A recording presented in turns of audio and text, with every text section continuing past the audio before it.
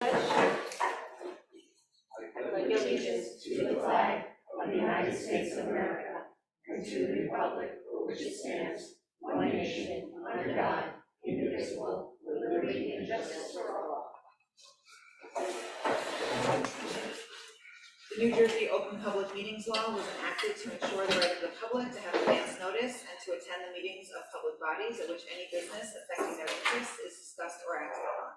In accordance with the provisions of the Act, the Fort Lee Board of Education has caused notice of this meeting to be published on January 11th, 2024, and posted on the district website at www.flboe.com, published in the board's designated online media outlet newspapers, The Record and the Star Ledger, filed with the clerk of the Borough of Fort Lee, and mailed to all persons, if any, who have requested said notice. Please be advised this meeting is being recorded and may be broadcast on local TV and online at a future date. The Open Public Meeting Act allows for remote participation at board meetings and defines meeting as any gathering, whether corporal or by means of communication equipment, which is attended by or open to all of the members of a public body, held with the intent on the part of the members of the body present to discuss or act as a unit upon the specific public business of that body. Roll call, please. Ms. Sayers-King. Ms. Colback. Here. Ms. Curry. Here. Mr. Knight. Here. Ms. Amy Cotain. Mr. Douglas Lopez. Here. Ms. Morrell. Here. Mr. Rubino. And Ms. Rector. Here.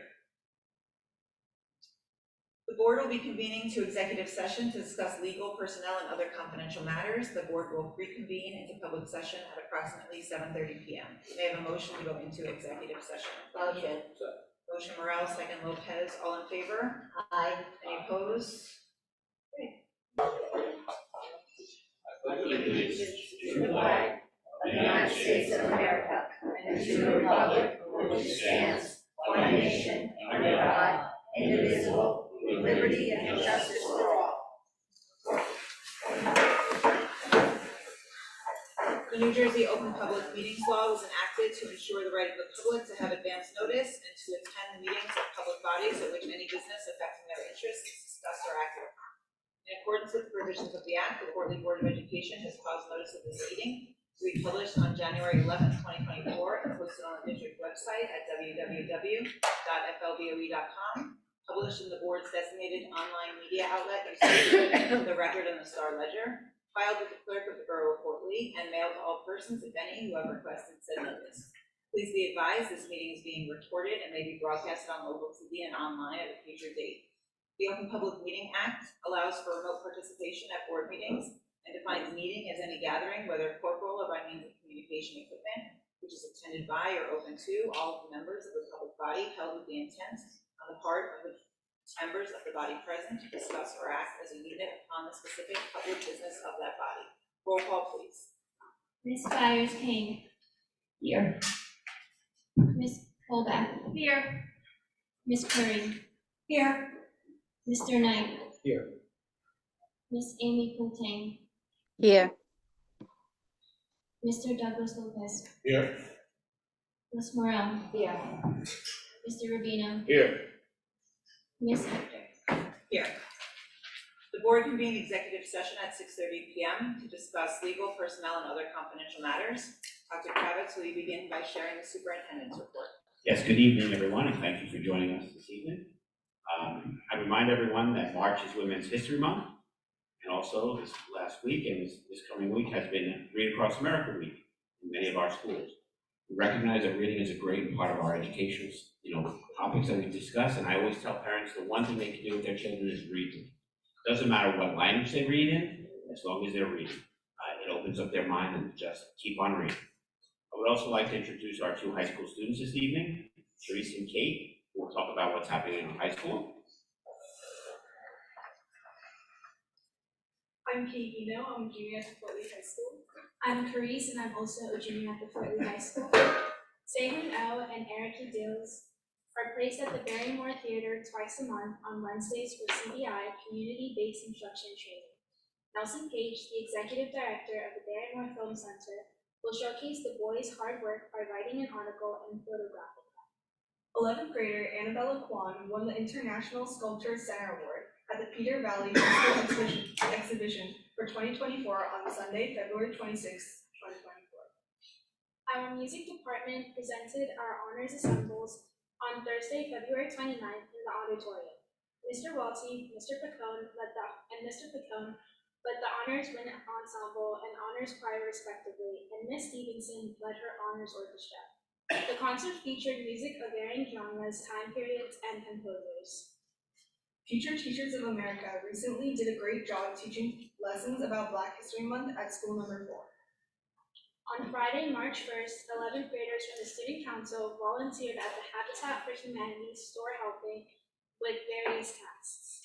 The Academy of Finance hosted a 3-on-3 basketball tournament on this past Saturday, March 2nd. On Tuesday, March 5th, the senior class with the help from Student Council is hosting a school-wide volleyball tournament after school. Some spring sports will begin practicing Monday, March 11th, and the rest will begin on Thursday, March 14th. Thank you for the report. We also welcome this evening the Fort Lee High School Key Club. The Key Club created the Summer Scholars Mentor Program for elementary, intermediate, and middle school students. The students have created a book that highlights all of their hard work through this process. It is entitled Tilly and Ellie. The students wanted to showcase this project at our meeting tonight under the direction of Miss Suzanne Alketchen, their advisor and teacher in our high school.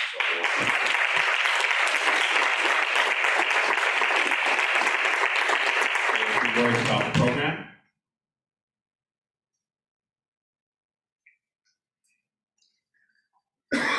Right into the microphone. Thank you. My name is Elizabeth Cam. I'm a current senior at Fort Lee High School. Could you tap the mic? No. Yeah, that's the goal.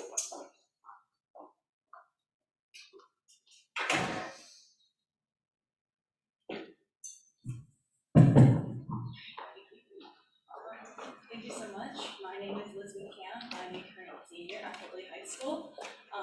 This is Gina Yo and Henry Dickinson. And we're some of the officers who organized the very successful Student Scholars program that we wanted to share with you all today. So we believe that every student deserves the opportunity to thrive and excel in their academic studies.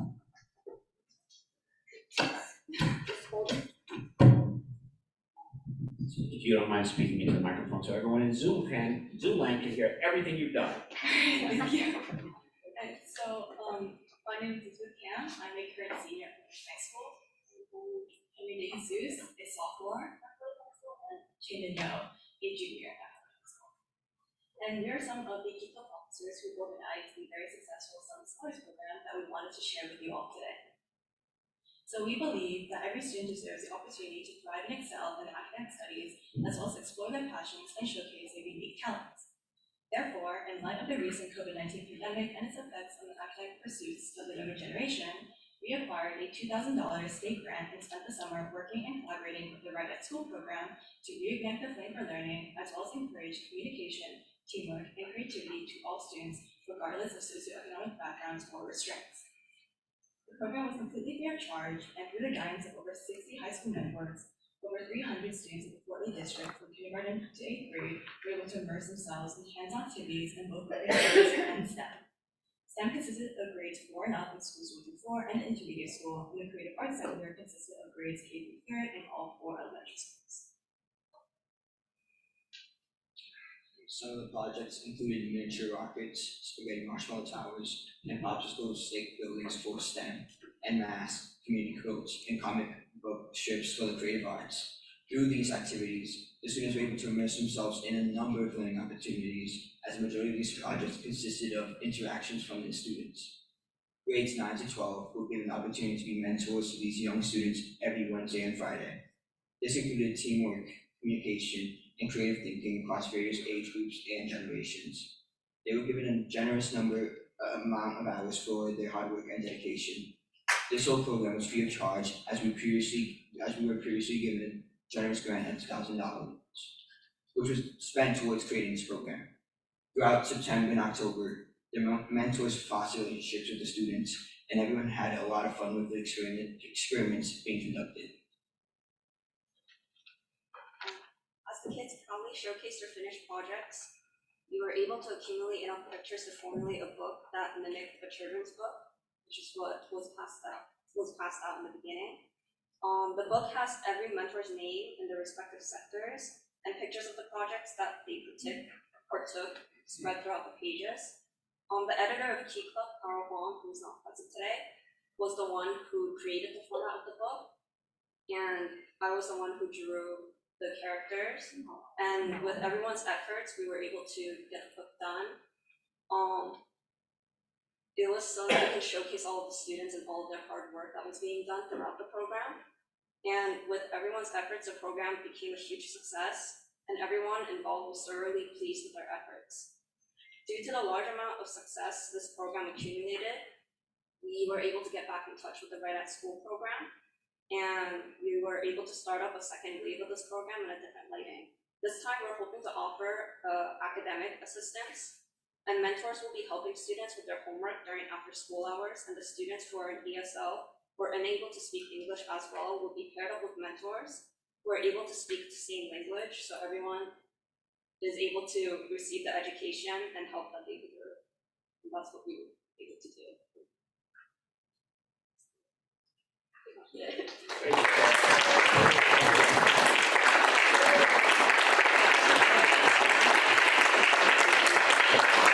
And thank you to Ms. Ketchum, the advisor who helped all the students. Great job, Ms. Ketchum, very proud.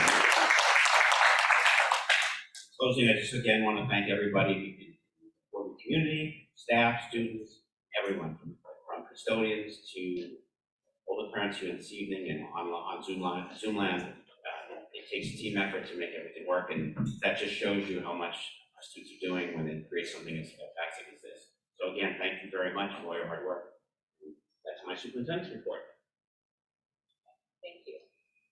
Do any committee members have, committee chairs have committee reports? So I have one. On February 26th at 5 p.m., the policy committee met. The meeting is not intended to replace a board discussion on policy 5756 and policy 9240, but those were the two policies that were agended for discussion. Board members in attendance were myself, Holly, Amy Kotang, and Kristen Richter. Administrators who were present were Diane Baker and Dr. Kravitz. Also in attendance was Christopher Buggy from the Taylor Law Group. The committee discussed, obviously, the two policies, 5756, and the intersections and interrelationships between them. The lawyer, Chris Buggy, attended the meeting and was available to answer any legal questions posed by the committee members, including the genesis of policy 5756, whether it was mandatory, and the merits in his personal view of maintaining it. Committee members emphasized the importance of the district providing a safe and supportive learning environment for our transgender students. There was discussion of there was heavy discussion on particular sections of 5756, including the following statements in the policy. Quote, there is no affirmative duty for any school district staff member to notify a student's parents of the student's gender identity or expression. Second, in the event a parent objects to the minor student's name change request, the superintendent or his designee should consult with the board attorney regarding the minor student's civil rights and protections under the NJLAD, the New Jersey Law Against Discrimination. And finally, that school staff members may not disclose information that may reveal a student's transgender status except as allowed by law. Ms. Baker explained to us how policy 5756 would work under various scenarios where a student asks the district not to notify their parents of gender identity or expression issues. She explained how she believed guidance counselors would react if they thought, one, a student was being bullied or urged by friends to change her, his, they gender identity, and a gender identity change was thought to just be a phase, or other situations, and she would be available for the board so that you can ask your own personal questions. The meeting went on for over an hour. Regarding school records, Ms. Baker explained that our district has certain limitations. The policy talks about keeping 2 sets of files, files relating to the gender identity, name, pronouns, etc., as chosen and desired by the student, and then documents with their biological name and other records at the time that they enrolled. What we were told is that our district's Genesis computer system prevents our district from honoring a student's request to keep their gender identity information confidential from parents, and that the district would go to the student, explain this, and say, if you want your school records to reflect your gender identity, name, etc., the only way that we could do that is because parents have access and must fill out lots of forms on Genesis, that it would be revealed to a parent what their ultimate choice, that the name that they've decided to proceed under. There were questions regarding how many students do we have in our district that are currently socially transitioning without a parent's knowledge. And Dr. Kravitz explained that that's difficult for him to identify approximately how many. And he can explain, the kind of the underlying basis for that, but just given the operations and reporting, it's just a difficult thing for him to estimate. I think I've heard that and I don't recall if I heard it at the meeting, but that you're aware of one student who is socially transitioning without the parent's knowledge. I think that that's what you said, but someone can correct me if that's incorrect. Following the meeting, there was our policy provider put out last September a memo on the issue of whether the policy is mandatory under the law, and the district obtained a copy of that, and I attached a copy of that memo to the minutes.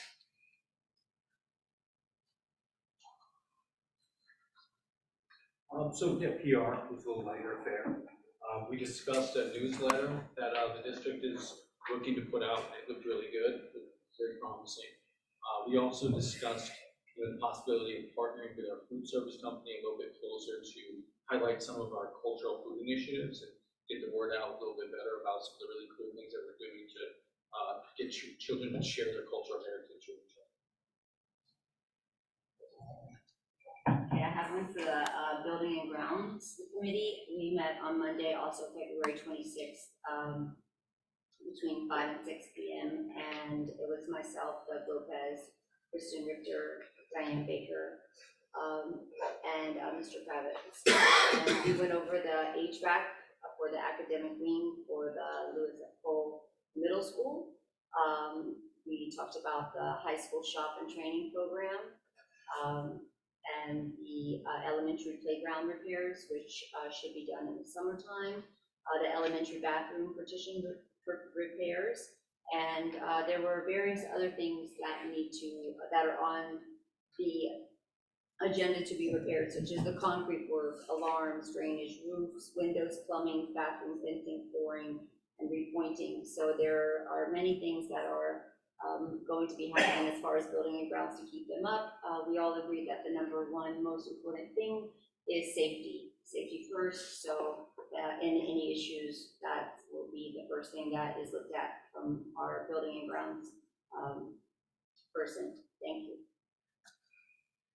Thank you. Any other committee reports? Do members of the board have questions or comments on tonight's agenda or any other topic? I have a couple of questions. We're setting the preschool tuition, and is this more this year, or are we keeping it the same? Keeping it the same.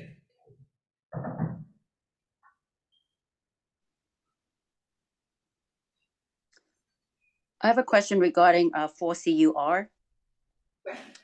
Ms. Baker, can you talk about what is the Wingman Leadership Team?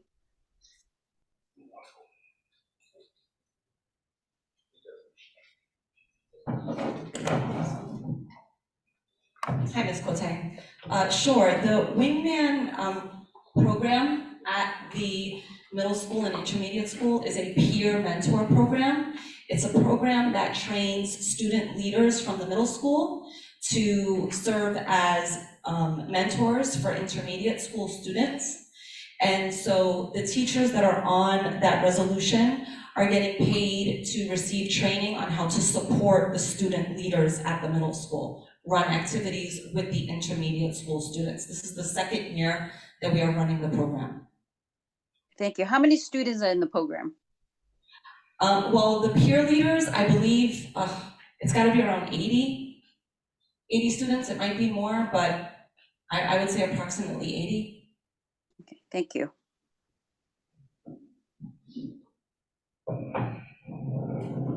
Anyone else? So I have a question about the WIN program that's being piloted. Could you explain a little bit about that? Because there's some parents have mentioned that the students are going to different teachers, and are they going to continue to go to different classrooms every six weeks? And also the testing at each level. So there's things that they're being standardized testing, or just the benchmark testing is being done a lot. So what was expressed was that the children are just going down and marking things just to mark it because they want to get done with it, because they've had to do it so many times now. So could you explain that a little bit? Sure. So the WIN period, WIN stands for what I need now, and that's a period during which intervention or enrichment can take place depending on the student. So it's an individualized learning path, if you will, for children. So traditionally, our intervention programs have required students to be pulled out of their regular classroom while other core instruction has been going on. In the past, parents of those students that are getting pulled out have expressed concern that their children are missing other instruction in the classroom. Sometimes parents may decline those services as a result of that. So in order to remedy that, we are piloting in one grade level in one elementary school the WIN period. This is, just so that you are aware, this is very common. It's something that the Department of Education has asked us or supports. Now, as far as the 6 weeks, that's something that we said in the beginning, but I will be meeting with the principal of school number 1 as well as the other elementary principals to talk about the frequency, because some of the feedback that we received is perhaps 6 weeks is too short, so maybe we need to make that longer. So that's why we are piloting it, to work through the experiences and the nuts and bolts of what that can look like before we take this out in a broader way to the other elementary schools.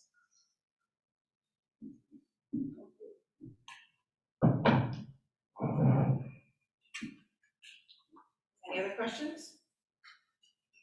Okay, may I have a motion to open the floor to the public?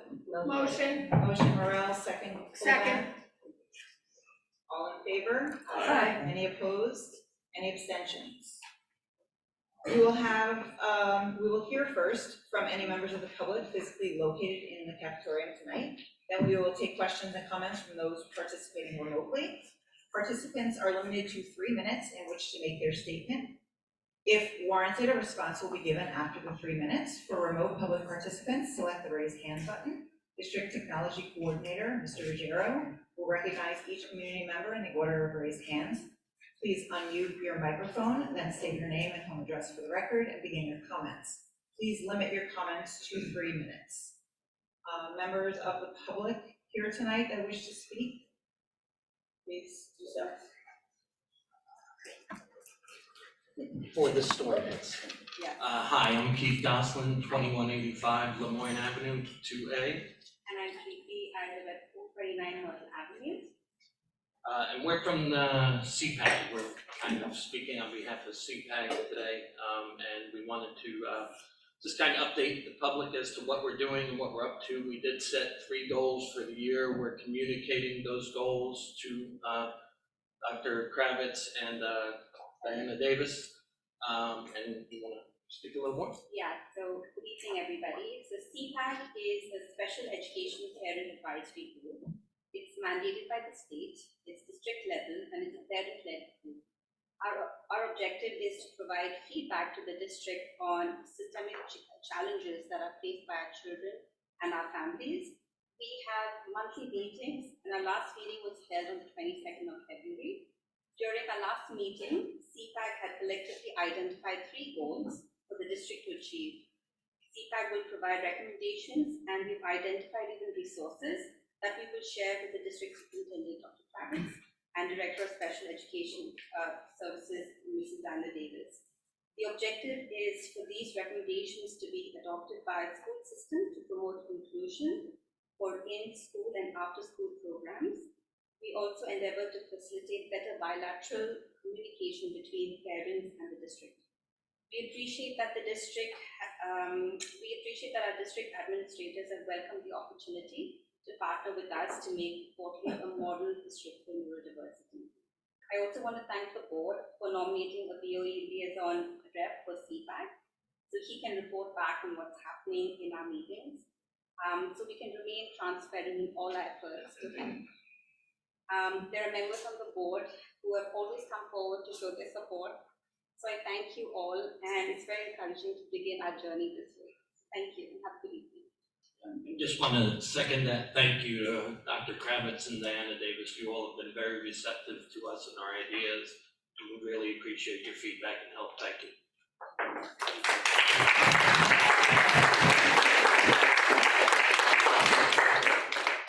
Thank you. Are there any? I said thank you. It's been a pleasure. I've been at every one of their meetings, and it's fun. It's fun, so I appreciate it. And they make fun of my socks. Yeah. Among other things.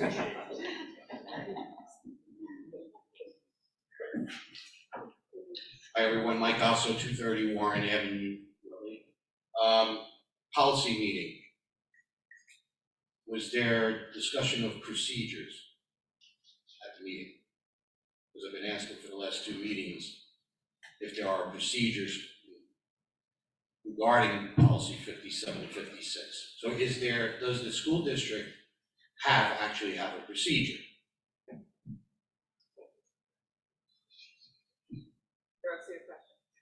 If so, who takes the intake of the procedure? Is it a school social worker? Is it a teacher? Is it a guidance counselor? Are they qualified to professionally take a mental health intake? And if they're not, is there a licensed clinical supervisor to oversee them? You are all running a risk of a lawsuit. Parental rights are paramount. Parents are deemed fit until they're deemed unfit.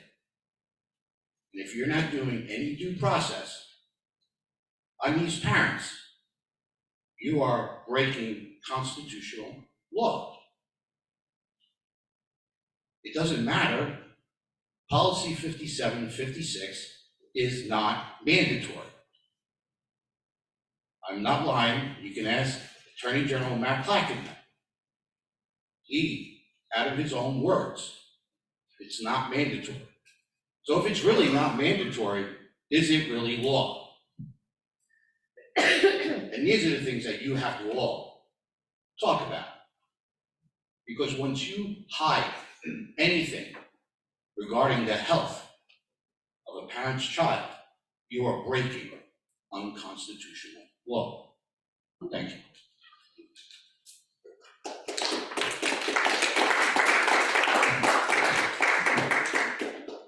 So also, thank you for your question and your comment. So actually in policy 57, 56, it explains what the procedures would be if a student identifies to any teacher or any staff member in the district. Then first conversation will be, should we contact, or would you like us to contact anyone else regarding this? If the student says no, then under policy 57, 56, it ends there. If the student says yes, then in the case it would be an administrator or a licensed counselor, school counselor, who would then speak with the child and ask them questions and assist them with any questions they may have regarding their concerns. That is what's in policy regarding that, and that's what the process is. If the student says that they do not want their parent to be notified, then we honor that request as per the student, as per the policy. So, excuse me, sir, before you go, per the board president's request, just reminding you that public comment is not a back and forth. You're giving your. I'm well aware of that. I'm well aware of that. So you can have a seat. You're giving No, your. I'm like I said, I was rude. He was talking, he was answering my responding question, I to you, sat but down. I just came up here just to say. Okay, thank you. Anything else? That's it. So in policy 5756, that's what's stated, and that's what the district's procedures are regarding. So no due process on the. Thank you for your time, sir. Thank you. Breaking constitutional law. Good luck on your lawsuits. I'll just add, just from a legal standpoint, the board's policy as presently adopted several years ago by the Board of Education, upon the representation of Strauss-Esme, that it was mandated. While the term mandated pursuant to Strauss-Esme requirements does not constitute law. So it's a recommended policy, it's optional, it's discretionary for any Board of Education in the state of New Jersey to have in place and or adopt. Of the 600 plus school districts in New Jersey, the majority of them have the same and or a similar policy in place. This policy, while not the law, however, it is consistent with the interpretation of the law of the New Jersey Commission of Education, as well as the New Jersey Attorney General. There are about a half a dozen lawsuits pending right now in the state of New Jersey regarding this new policy that will be interpreted by the courts in terms of further application. But as of now, this policy is not required, but it is recommended based upon the interpretation of the Commissioner as well as the Attorney General.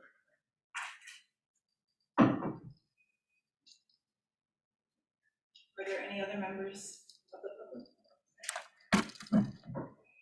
Good evening. My name is Sarah Crichton. I have 2 kids in the district, and I live on 2nd Street in Fort Lee.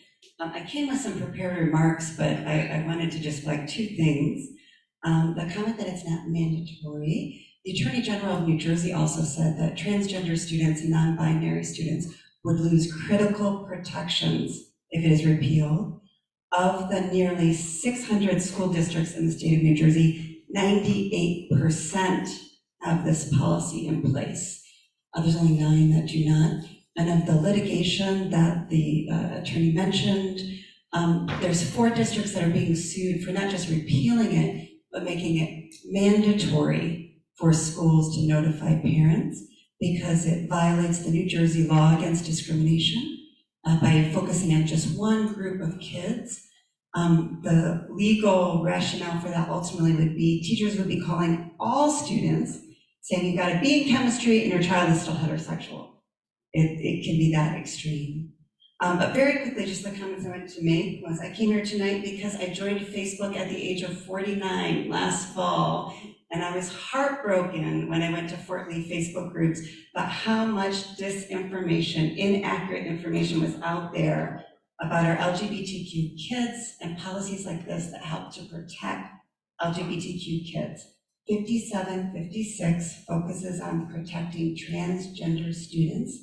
I work in the field of violence prevention, so preventing child abuse, sexual abuse, family violence. And transgender kids have the highest rates of all of these forms of violence. They're twice as likely to be abused in the home when they come out. They're 10 times as likely to become homeless when they come out, to be kicked out of their home, and they have the greatest likelihood of suicidal ideation. 42% of trans people try to commit suicide. So this is a group of kids that deserve our protection and deserve a safe environment. So a board member last meeting asked people to express their opinions. So as a parent, I'd like to say, please continue to uphold 5756 and protect our kids. To our LGBTQ students, staff, neighbors, community members, I want to say we love you. You are welcome here. We are an inclusive community. And in my final 30 seconds, I just wanted to mention some disinformation that's on Facebook, that this policy stops teachers and staff from telling a parent if their kid is in a mental health crisis. It does not. There's multiple policies that protect that, including this one. Ms. Colbath, when she reported out, there's another line in this policy that says, for a specific and compelling need, such as the health and safety of a student, the school district may disclose a student's status. So embedded in there is also emergency situations.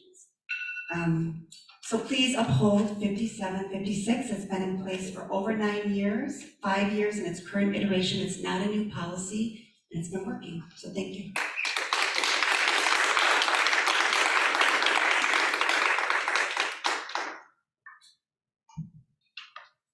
Hi, my name is Stasi. I'm the tutor from Hunter Road, New Jersey, and I'd just like to talk regarding policy 5756. I feel that it needs to be resigned because it hides important help from both mental and physical from the parents and I just think that the fact that the students are allowed, I mean, I'm not even a parent, and the fact that in 6-7 years I could become a parent and that my student has the chance to go to a teacher or anybody at the school and tell them about something that they're having a problem with themselves and not go to their own parent and talk to them. I mean, it's about, apparently it's to keep a child safe, but it really makes no sense. You're not keeping a child safe from anything because a parent is the person that knows what's best for the child. A parent is the person that's there to advocate for them and they're there to provide for them always throughout their entire life. So to bring a child away from the family, it almost makes me cry to bring a child away from the family. I mean, it's a terrible thing. We bring them away from the people that are there to love them, and I mean, it's really wrong, and I think that it just needs to be taken away. I don't agree with it at all. I feel that we as people should all stand against this because it's very wrong to just keep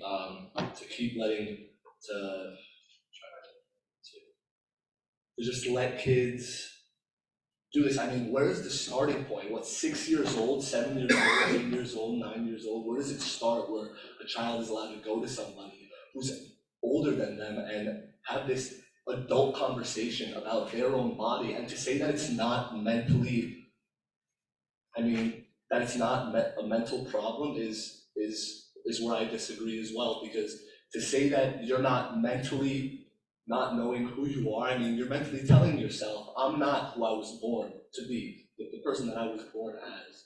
You know, and I think for transgender students, you know, I may not be a transgender person, but I just think that there's something that's wrong, and I think it needs to be taken away. That's all I have to say today.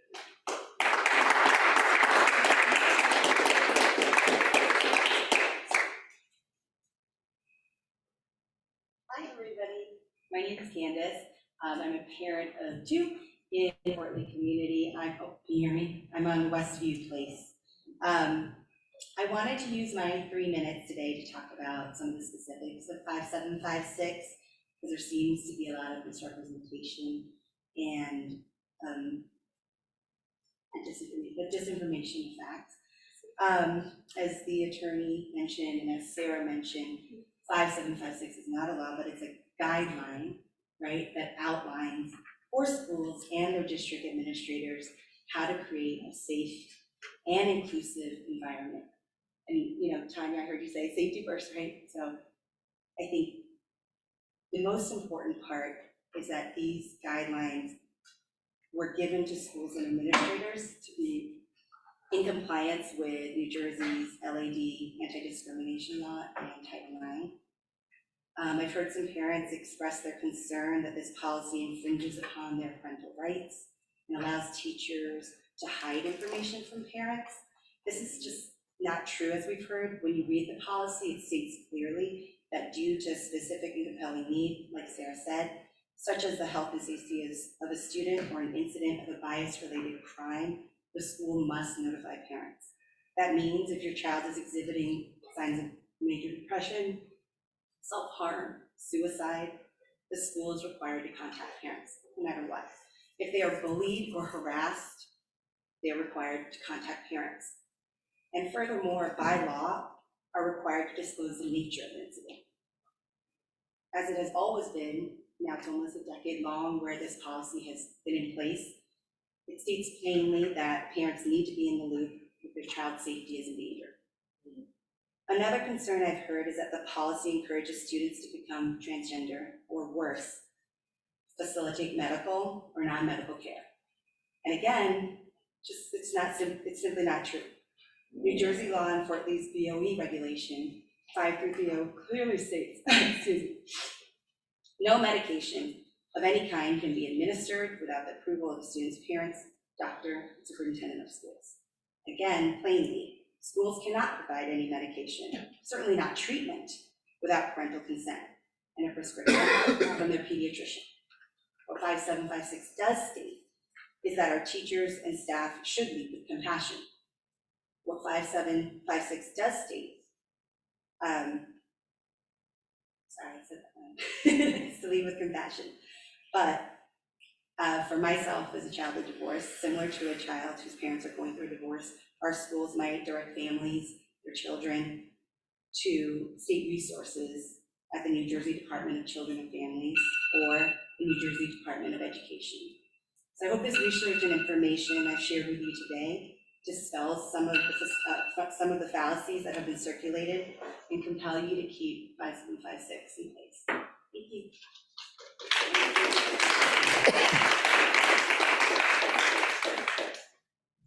Is there anyone else in the audience who would like to speak?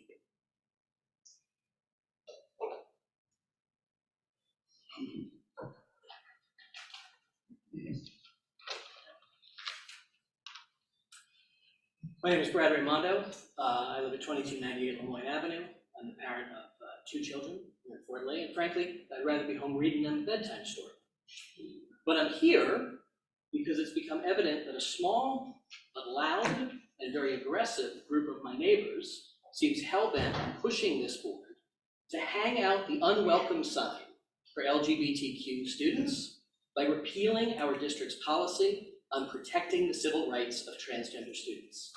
The rights protected by this policy include the right to be kept safe from harassment, intimidation, and bullying, the right to have access to school facilities and activities that match their gender identity, and the basic right to be who they are and have that identity treated with respect and dignity by their teachers, their peers, and their school community. Protecting these rights is not an insignificant or frivolous concern. We've heard about incidents of depression, suicidal ideation amongst transgender youth. Let me tell you what the research says. Research supported by the American Academy of Pediatrics and published in their peer-reviewed journal in March of 2016. That research shows that transgender youth who exist in an atmosphere of safety and support for their gender identity do not experience depression at any higher level than their peers.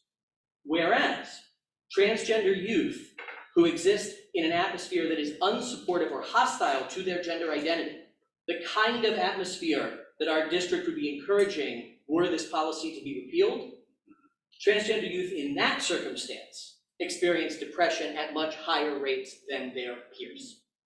Numerous other studies have backed up these findings. As you've heard, and I'll say it again, so much of what we've heard about this civil rights policy over the past several months has been incomplete, inaccurate, confusing, and misleading. You've heard that this policy, quote, forces our schools to, quote, hide information about children's well-being. It's not what the policy says. You've heard it now twice, I'm gonna say it again. The policy and the New Jersey civil rights law the policy is based on says this: school employees are not required to contact parents simply because a child identifies as transgender or questions their gender identity. The policy goes on to say that the school may be required to discuss a student's gender identity with their parents or legal guardians or even outside parties, quote, due to a specific and compelling need, such as the health and safety of a student or an incident of a bias-related crime, unquote. So what this policy actually recognizes is the fact that coming out to family members is a deeply personal thing for LGBTQ youth, and that it is not a school's place to tell a kid when or how to come out, or to take it upon themselves to forcibly out a child. So I urge this board to abandon any thought of repealing or modifying a policy that protects the civil rights of some of the most vulnerable students in our schools. Do the right thing and keep 5756 in place.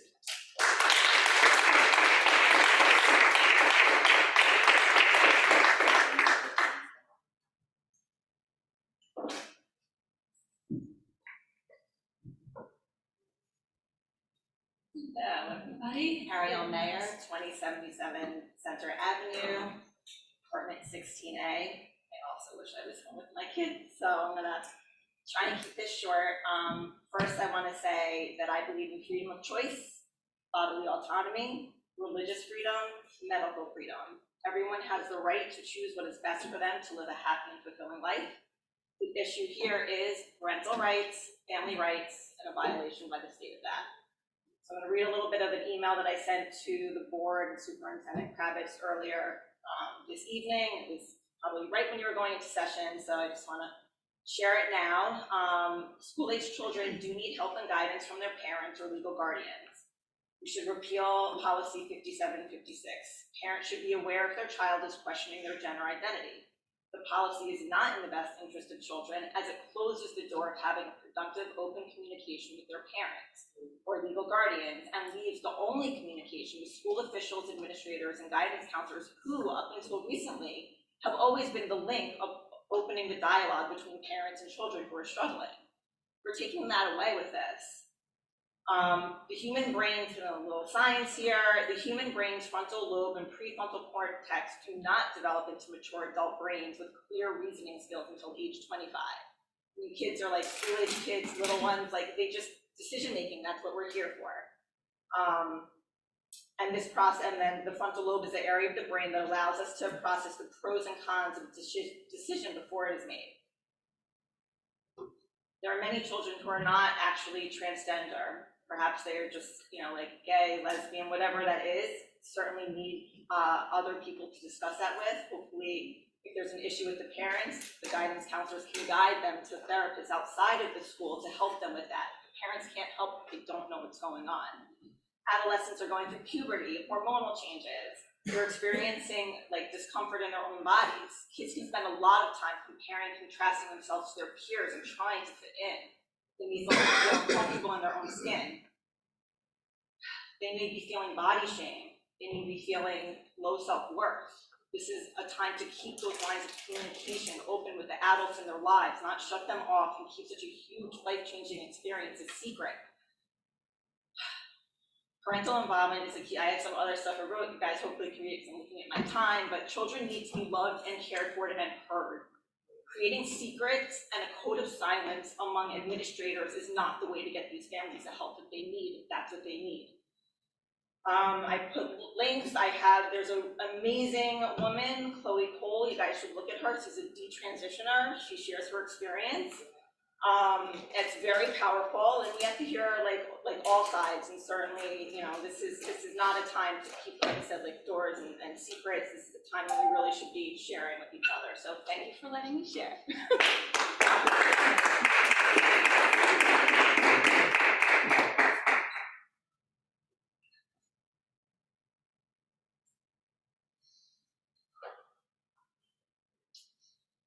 Hi, my name is Christos Rotsianis from Tom Hunter Road, Fort Lee. I don't usually speak at these, but I just made some notes and I just want to make a comment. So I'd like to start by saying that the parents' sole job, my job as a father, is to protect my children until they're old enough to make their own decisions. That is my job. The state job is not to protect my kids the way a parent protects their kids. So I strongly stand with parents and the parental right to know of any information related to their child. I support the removal of 5756 from the Board of Ed, which seems to be structured to not only hide serious medical information from parents, but to ultimately replace the parents as the actual guardian and advocate of their child. The state does not represent our children, the parent does. The state and its educators are there to educate. Someone on this board at the beginning said, you will, quote, afford a safe learning environment, end quote, for the children. So stick to your job and educate. The state is not my child's doctor. The parent, whether a biological parent or not, is and always will be their child's best advocate. The state does not feed my children, does not provide shelter for my children, does not provide a safety net when needed. I do that. The parent does that. So repeal 5756 and focus on one thing, teach our children. Thank you.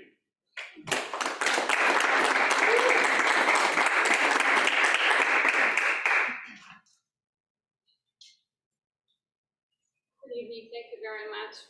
My name is Kaya. I am at 484 Main Street, 14, New Jersey. I support the previous speaker. State has to mind their own business. We need our parental rights back in place. State is not raising our kids. State doesn't care about our kids.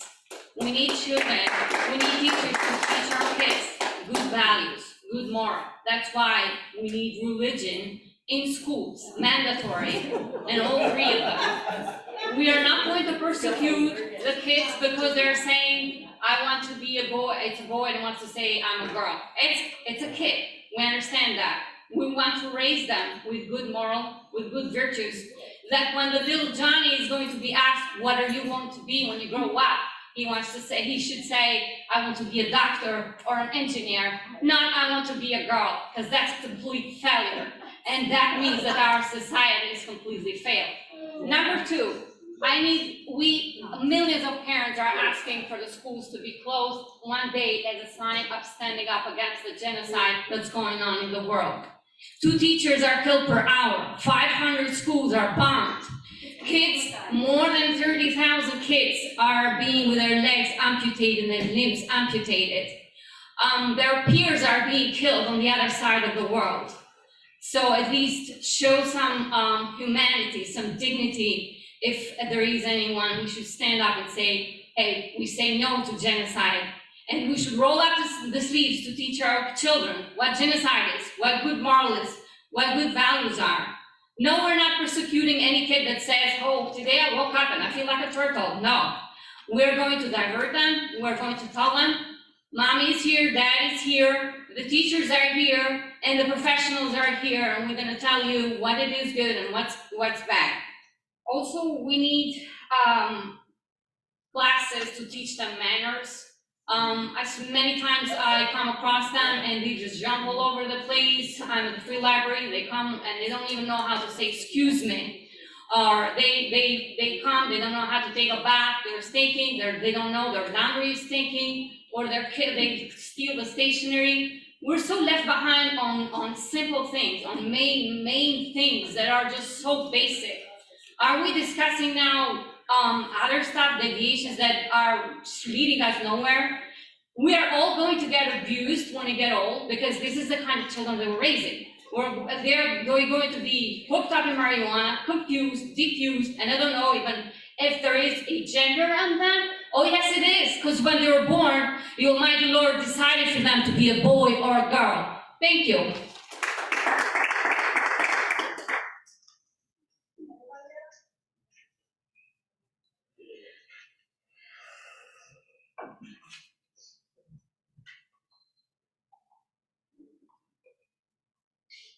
Stephanie Miller, I'm Directors, 201 Bluff Road. So just let me get this straight. Manners are supposed to be taught in the school, but providing a safe environment for kids to question who they are is not supposed to happen in school. It would be wonderful if every parent were as great as all these parents who are speaking here and would raise their kids the way that, the commendable way we all want to is, but we all know that that is not what always happens. And the school is a place where the kids should be safe and the kids should have a place to go. And the repeal is a bad idea.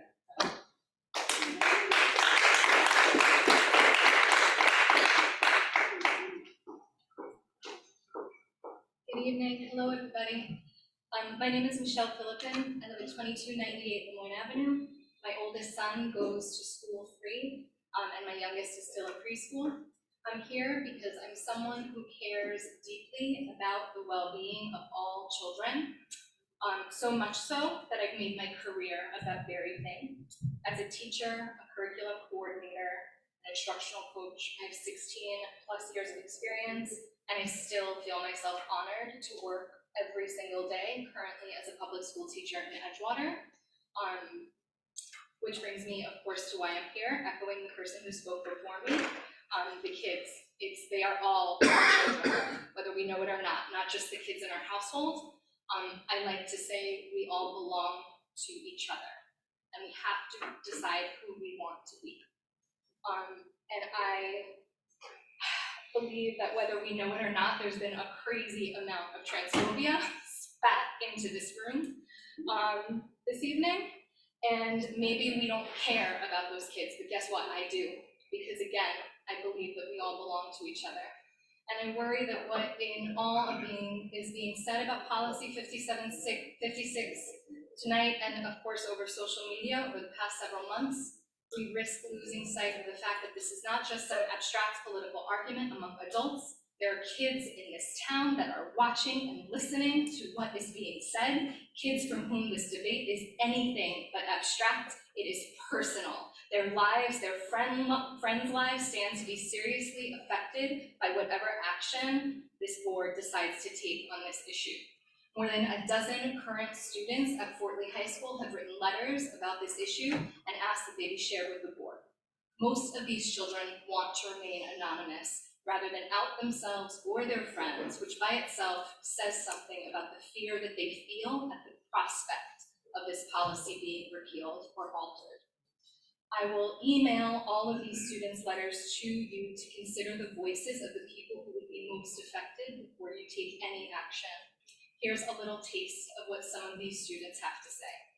Repealing policy 5756 means forcibly taking away the only safe place these teenagers have and destroying the safe places they once had in their homes. Do not be like Oklahoma School District and stay silent when you can make the decision to save children's lives. As a queer teenager myself, being fully out at school is a difficult process that in and of itself takes significant amount of bravery and thought. However, it has significantly improved my educational experience because I truthfully present myself to others and do not lie about my identity. If you were to jeopardize my safety by telling my parents of my sexuality instead of allowing me to make that rightfully entitled choice, my trust in the Fort Lee education system would be ruined. If you don't put students first, what is your priority? It's a rare thing, I'd say. To do nothing is the right thing to do in education, but in this case it is. Leave 50 seconds.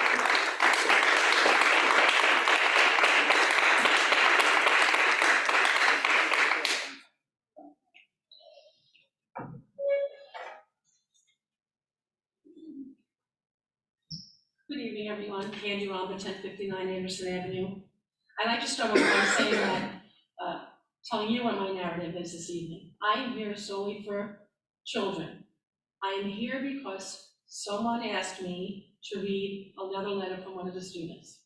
I'm only concerned with the children that I can't be here themselves and feel very uncomfortable to come here and talk in person. This child is a junior in the high school. Hello, policy 5756 matters because although yes, transgender people, especially teenagers, have some of the highest suicide rates in the country, it is because they do not feel accepted or they do not feel understood.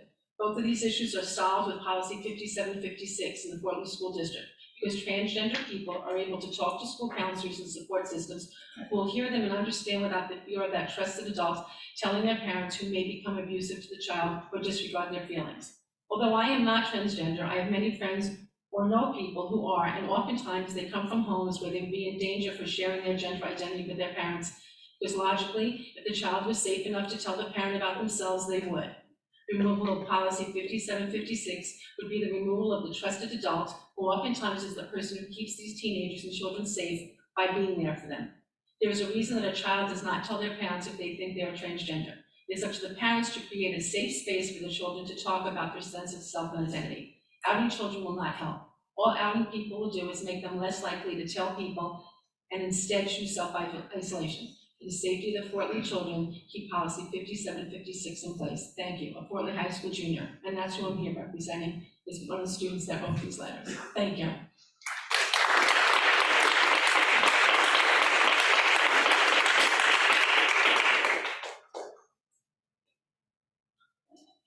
Hi, thanks for letting me speak today. My name is Joel Dearwester on Westview Place. Can you just speak into the microphone? Sure. I want to use my time today on behalf of 40 students rather than to represent my own views, which, by the way, don't necessarily correspond with those of the student whose letter I'm about to read an excerpt.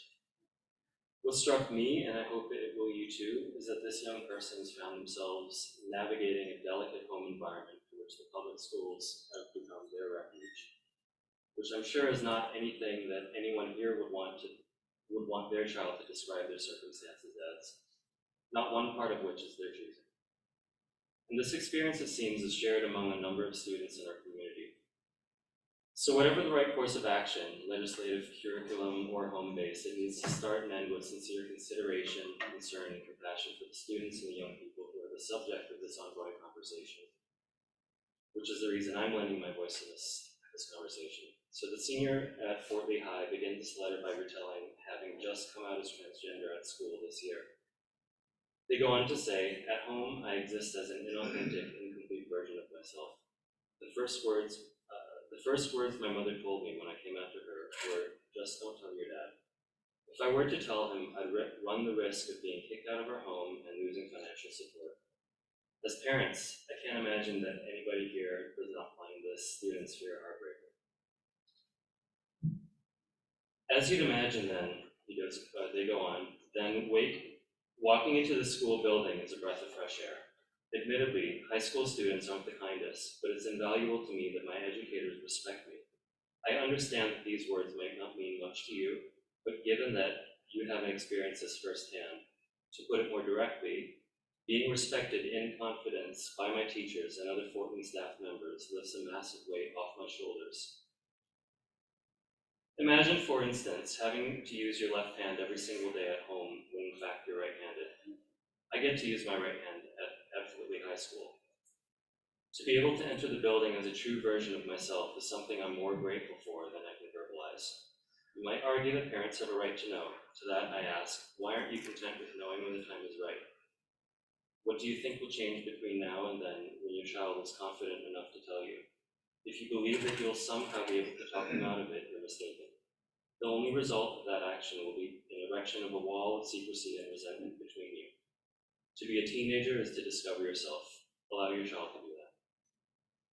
I'll conclude by sharing their concluding thoughts. I understand that many parents here want what's best for their children. Sometimes, though, what's best for them is letting them figure things out on their terms. Just because you, as a parent, believe that you'd help your child if you knew does not mean that this is a universal experience. I can say now with full confidence that the repeal of this policy would make my life immeasurably more stressful, if not more dangerous. With that, I urge you to rethink this decision. To repeal 5756 is to put Fort Lee students at risk. Thank you. Thank you on their behalf.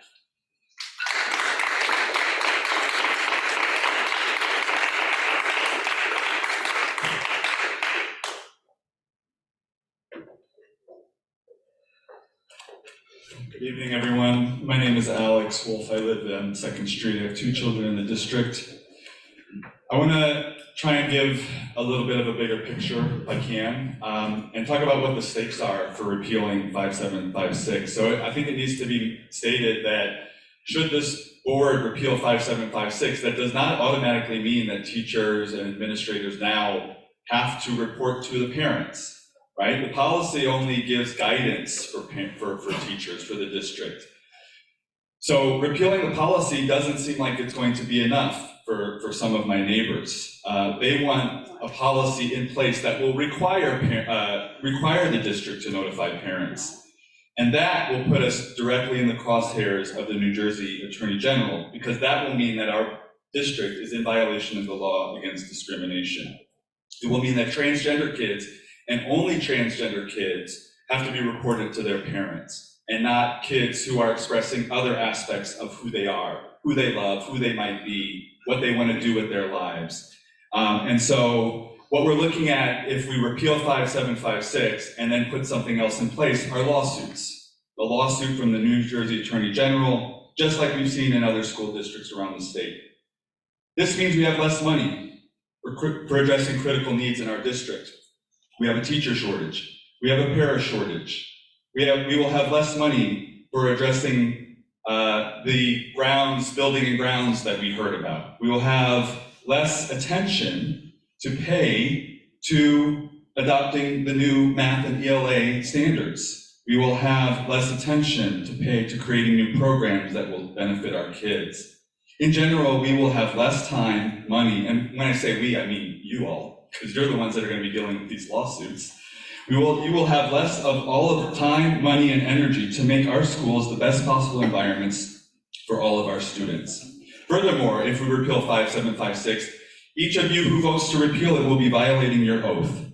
When you were elected to this board, you took an oath to protect all students in Fort Lee, not just cisgender students, not just the ones that you think deserve protection. You took an oath to protect all of them. If we repeal 5756, we will leave our wonderful teachers and counselors without guidance on how to help our most vulnerable kids. And we will make Fort Lee schools and Fort Lee writ large a place where some of our students and residents feel unsafe and unsupported, where our values of inclusion and diversity are diminished. If we keep 5756, we avoid all of that. We continue, as we have for the last 10 years, to make our schools a safe, supportive environment for all of our children. As we know from dozens of letters that we've received from children, from students, this policy helps kids feel safe and supported, but also helps them academically. We will continue to show trust in our teachers. We can continue to focus on making our schools a wonderful place, and we will continue to allow parents and students to have a say in how this incredibly important and intimate conversation happens. Fort Lee will continue to be a welcoming place for people across the planet, no matter what they look like, what language they speak, the color of their skin, who they love, or how they identify. Keep 5756.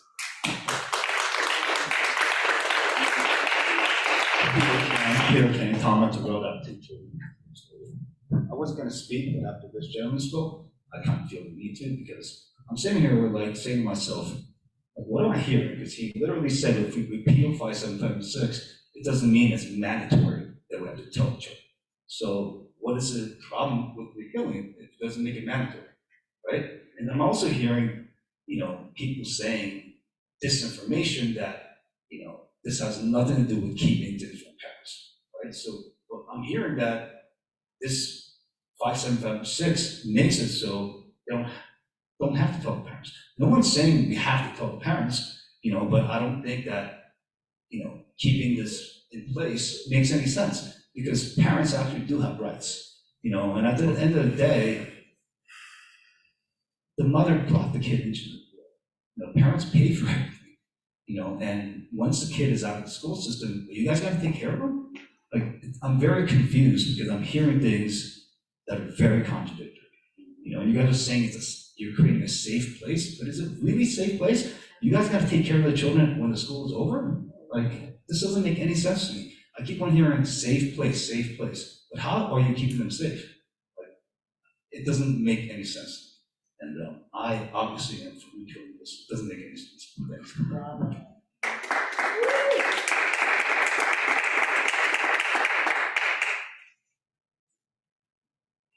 Are there any other?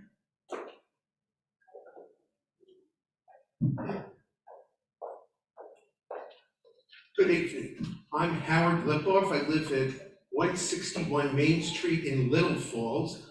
I spend most of my day here at the Lewis F. Cole Intermediate School. I'm a special education teacher. I've been in this district for 27 years as a teacher.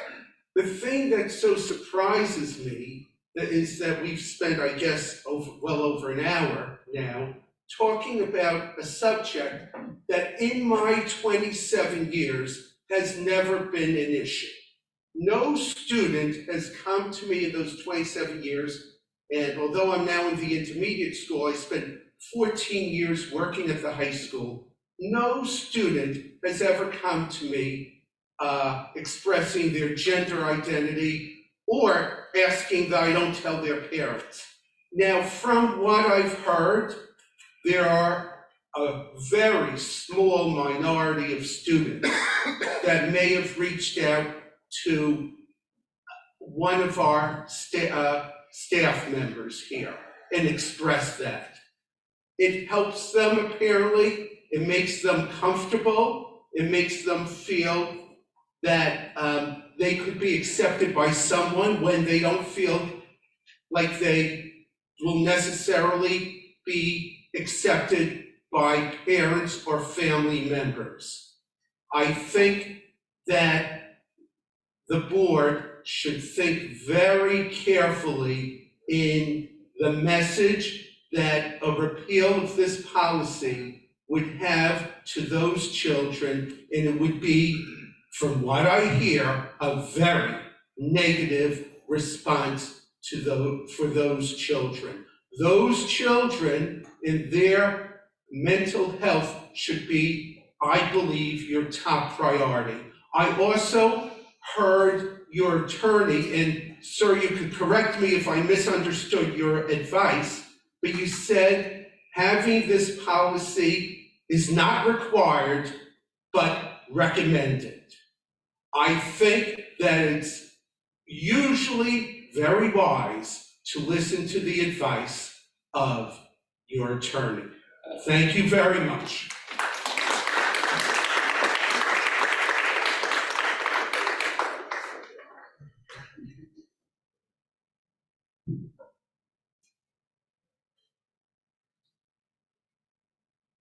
Hi, my name is Alex Rodriguez, and I work closely in the Fort Lee community with students as well.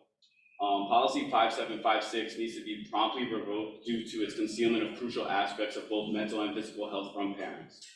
Advocating for a public institution funded by, you guys are advocating for a public institution that's funded by taxpayers that can compile and withhold records against children with profound ethical and legal concerns. Children's records are typically deemed the property of their parents, and any attempt to circumvent parental involvement in their child's well-being is untenable.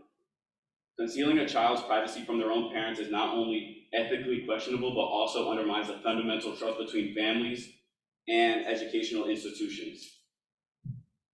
Parents are typically the foremost advocates for their child's privacy, and any policy that circumvents the dynamic is deeply problematic. Furthermore, entrusting the sensitive and controversial training associated with policy 5756 to individuals outside of the parental sphere introduces significant risks. Decision-making regarding potentially life-altering matters that could involve parents directly rather than regulating them to the sidelines. The notion that lawsuits are being invoked to defend policy 5756 underscores the prioritization of legal maneuvering over genuine concern for the welfare of the students and family. This suggests that the policy is driven more by bureaucratic interest than by a sincere commitment to student well-being.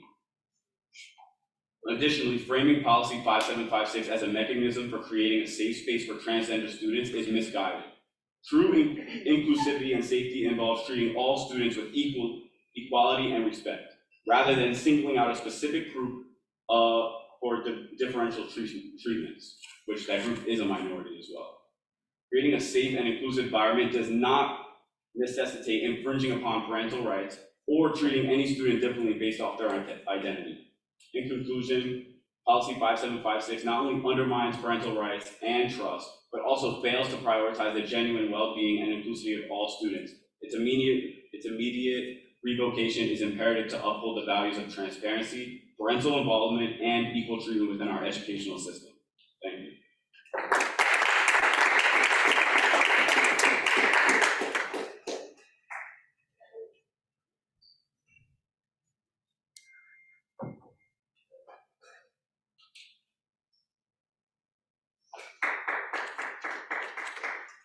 Hi, my name's Stephanie Maharis, Berkeley. Being a parent and having a child is a gift of God. Indeed, our children are gifts from God. Parents are responsible for the growth and development, and is a great big job. Growing up is a developmental process containing certain milestones that takes place within boundaries usually defined as age-appropriate, sex, sexuality, and even romantic or emotional involvement relationships are not developmentally appropriate for children and can do lasting psychological damage if introduced irresponsibly. As a parent, we have a fundamental right to control and direct the education, upbringing, and most importantly, the health care, which this issue is, of our children. But these rights cannot be fully exercised if government officials and schools hide the most important information from parents, assuming that parents would not love their child. You have assumed that parents would harm their child. You have assumed that the family's role is okay to be usurped by you. You do not have that right. Indeed, this leads me to something that we see in the flag, LGBTQ, queer activism. And if a child comes to you and says they're queer because they're learning about it, what is the guidance for a small child? Who has the ability to know even what this means? David Halpern writes, queer need not be grounded in any positive truth or in any stable reality, as the very word implies queer does not name some natural kind or refer to some determined object. It acquires its meaning in oppositional relation to heteronormativity. Do you mean to tell me that your gender inclusive studies, I do not believe that parents in our district realize that their small, impressionable male and female children are seen as a social construct that needs to be torn down and replaced and guided into correct thinking. We have heard many people speak about misthought, wrong ideas, wrong thought. Queer theory argues at its core that sex and gender are social constructs, imagined political categories created by powerful people and institutions to oppress everyone. I highly doubt any parent in district is oppressing their child overtly or outrightly. That is not how one is seen by queer activists. Indeed, the parents are a big problem and stand in the way of what they want to do, which is bring their queer dream to the reality of every child in the district. And for this, 5756 needs to be repealed. Parents need to know what is being discussed with their child and know what the child is thinking. The end.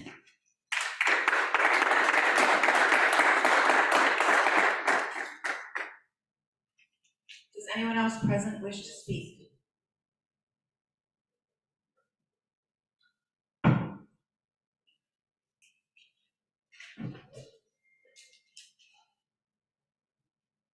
Good evening, Janine Stasu, 1156 in Woodsworth. Tonight I'm speaking to my team, Wortley Strong, Doug Lopez, Kim Curry, and Tanya, and the 4 people that stood by us on this board and supported us. That makes 7. As you vote tonight, it's imperative that you reflect on the promises we made during our campaign. We stood together advocating for parental rights, understanding that they are fundamental to this community. The voters placed their trust in us, believing in our commitment to champion their concerns. Throughout our campaign, we resonated with the voices of parents who want to be informed about their children. We pledged to be their advocates, to uphold their rights, and to ensure that their voices were heard. With every meet and greet, every Facebook post, every pamphlet and bio we individually wrote and gave out, our stance never wavered. It was loud and it was crystal clear. We were for parental rights. Now, as the time for action approaches, it is crucial that you remain true to your word. The vote before you today is not just about policy.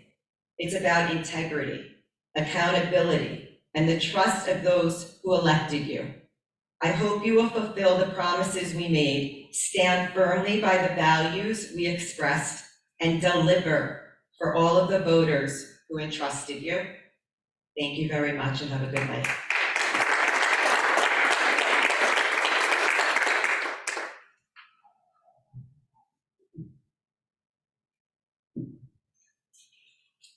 Okay, Mr. Ruggiero, I think you're up. Yes, Zoom user, you've been promoted to panelist. Please unmute your microphone and feel free to share your video. Please state your name and address for the record. You have 3 minutes. Hi, can you hear me? Yes. Yeah, can you see me? Is the camera working? It is now. There we go. Hi. My name is John Dreskin, 1590 Anderson Avenue, Fort Lee. I have a young daughter in the school district in the intermediate school. I have to say that this 5756 Act is very confusing, as is, life when you're a young kid like this. It's amazing to me that we're talking about such things. Again, my daughter's in 5th grade and we're talking about being different genders and so forth. So it's confusing to be a kid. I know it's tough. Kids go through different phases. You guys will find your way in life, but you know, parents are our best advocates for children. I was brought to this earth to protect my child. So I don't agree with this 5756. I don't think, as previous guests said, that parents should be assumed to be bad parents. I think parents, kids don't make irreversible types of decisions that you might regret later in life. And if you need help and you need people to talk to, that's fine. But parents should have decisions for their children, and especially young kids. I mean, that's all I have to say. Thank you. Thank you.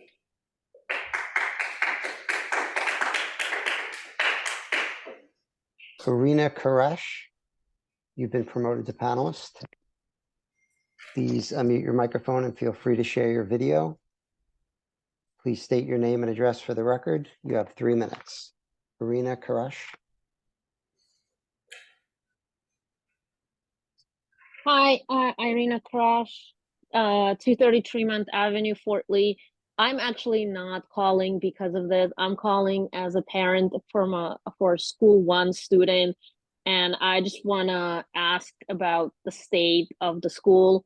Last year, the library was flooded, and the kids couldn't take books for months. From what I remember, they were basically resigned to the class library and kept bringing home books that they never read and weren't using. And today my son got sent home because a water pipe broke again, and they had to shut off the water and then emergency send the kids home.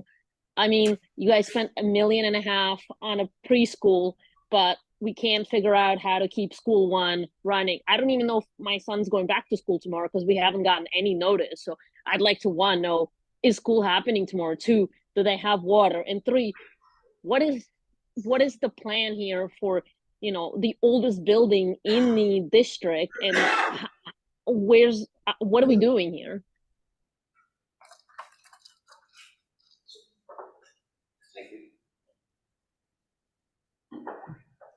Thank you for your questions. So school 1 had a water problem today. The school was closed because we didn't have access to the bathrooms or the water fountain.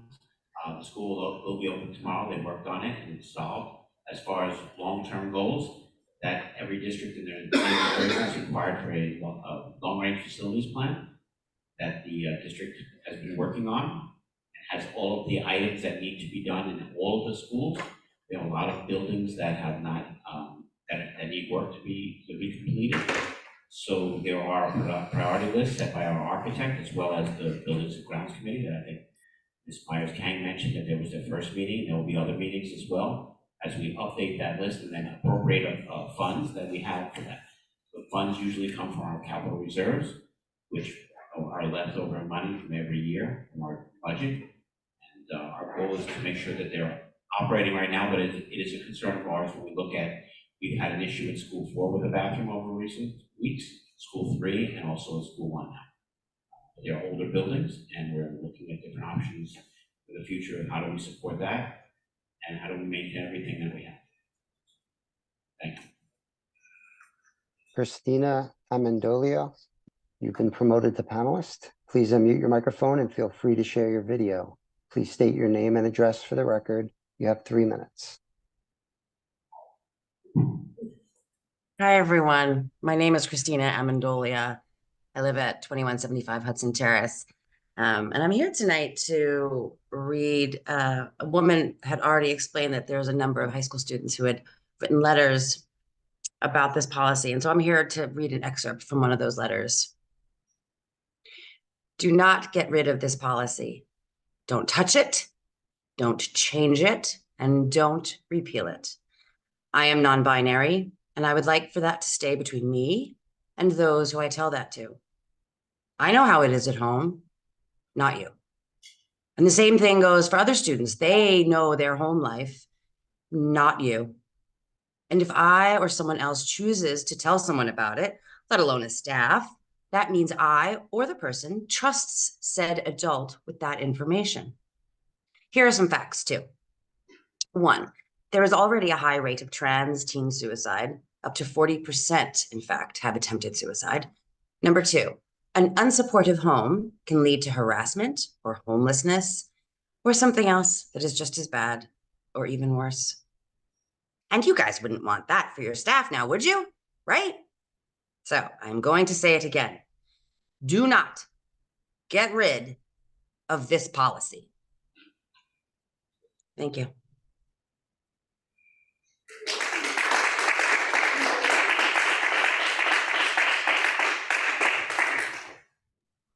Annabella, you've been promoted to panelist. Please unmute your microphone and feel free to share your video. Please state your name and address for the record. You have 3 minutes. Can you hear me? Yes. Okay. Good evening. My name is Annabella. I'm a Fort Lee mom who resides at 1 Executive Drive, and I am simply here tonight to speak on behalf of 6 students from the Fort Lee School District by also reading an excerpt from each of their own letters that they wrote and sent in regards to policy 5756. Student letter excerpt number 1. Dear Fort Lee board members, as a queer teenager myself, being fully out at school is a difficult process in itself that takes significant amounts of bravery. However, it has significantly improved my educational experience because I can truthfully present myself to others and not lie about my identity. If you were to jeopardize my safety by telling my parents of my sexuality instead of allowing me to make that rightfully entitled choice, my trust in the Fort Lee education system would be ruined. If you don't put your students first, what is your priority? Student letter excerpt number 2. Hello, esteemed members of the Board of Education. I am a student at Fort Lee High School, and I am here to beg you to not do away with policy 5756. Ever since court cases such as Tinker versus Des Moines in 1969, students have had a right to self-expression and privacy. Why should this be any different? Thank you, and please consider our words. Student letter excerpt number 3. Dear Fort Lee Board of Education, in most cultures, parents don't believe in mental health or sexual identity.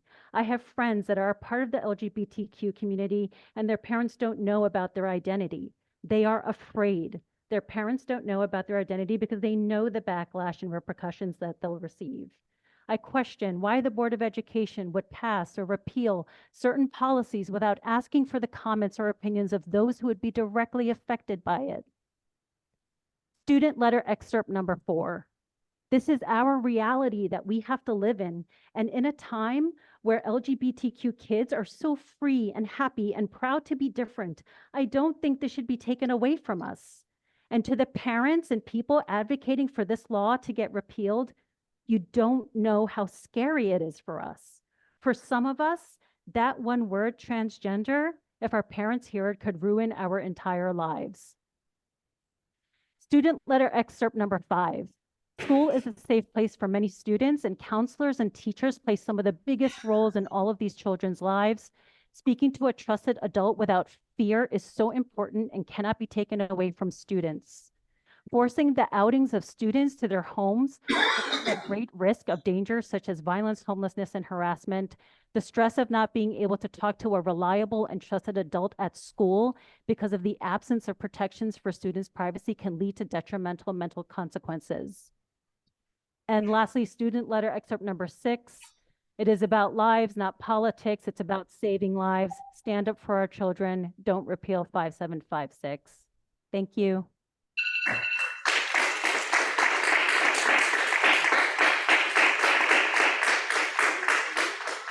Sophia, you've been promoted to panelist. Please unmute your microphone and feel free to share your video. Please state your name and address for the record. You have 3 minutes. Sophia?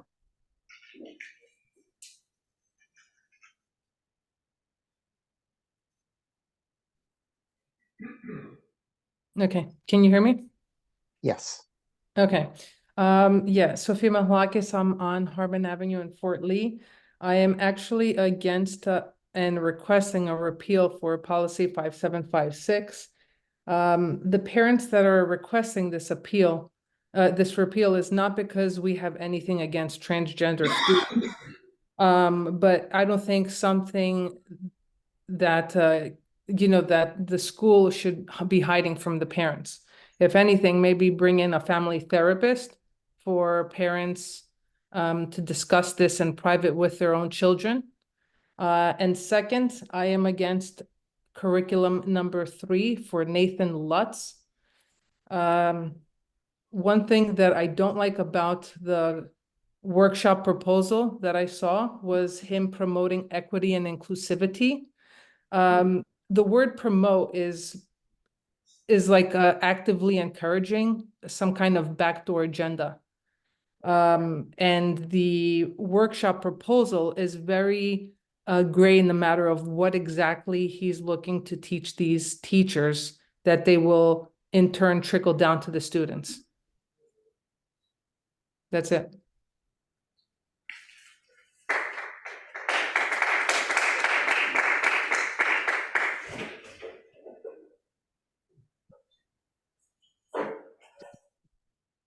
Mihail, you've been promoted to panelist. Please unmute your microphone and feel free to share your video. Please state your name and address for the record. You have 3 minutes. Hi, can you all hear me? Yes. Okay, Mihail Comanescu, 254 Tom Hunter Road, Fort Lee, New Jersey. I highly disagree with policies like 5756 and others because they shouldn't be in place to hide anything from parents. There were some claims about parents being notified in cases of the child being in extreme danger or suicide conditions by school, to which we already know it's going to play out. In February 2023, Adriana Kuch of Berkeley Township committed suicide in her home. And during the discovery, it turned out that the school was fully aware of her mental health and failed to connect with the family to let them know about the health state. If parents were allowed to know more about it beforehand, they could have probably prevented this, pulled the kid out of school, and cut off the condition which led to her suicide, which, by the way, happened in school. Another point was that trans children are committing more suicide than regular kids. That's highly true, but none of them mentioned that the trans affirming care, it's actually chemotherapy that has suicidal ideation on the label. So what you're doing is you're feeding medicine to kids, which you make them mentally unstable. And then when something happens, you blame parents and you totally hide it from the parents based on these policies that say that the children have rights to hide certain things from parents. Lastly, it doesn't take a master's degree to figure out that some parents might be upset when they're the laughing stock in this whole situation, and they're the last ones to know what's happening with their kids in school. I believe strongly that none of these policies have any reason to be in school. Parents should be first and foremost notified in time and participate timely with what happens with their kids' mental health in school. Because at the end of the day, we're the only ones that care about these kids, not you, not the other parents that claim we consign with, and not the teachers either. Because at the end of the day, the teachers have a job, they get paid, they had enough, and they go home and do their own thing or manage their own kids. That's what I have to say.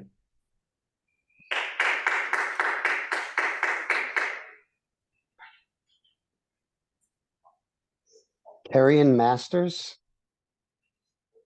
you've been promoted to panelist. Please unmute your microphone and feel free to share your video. Please state your name and address for the record. You have 3 minutes.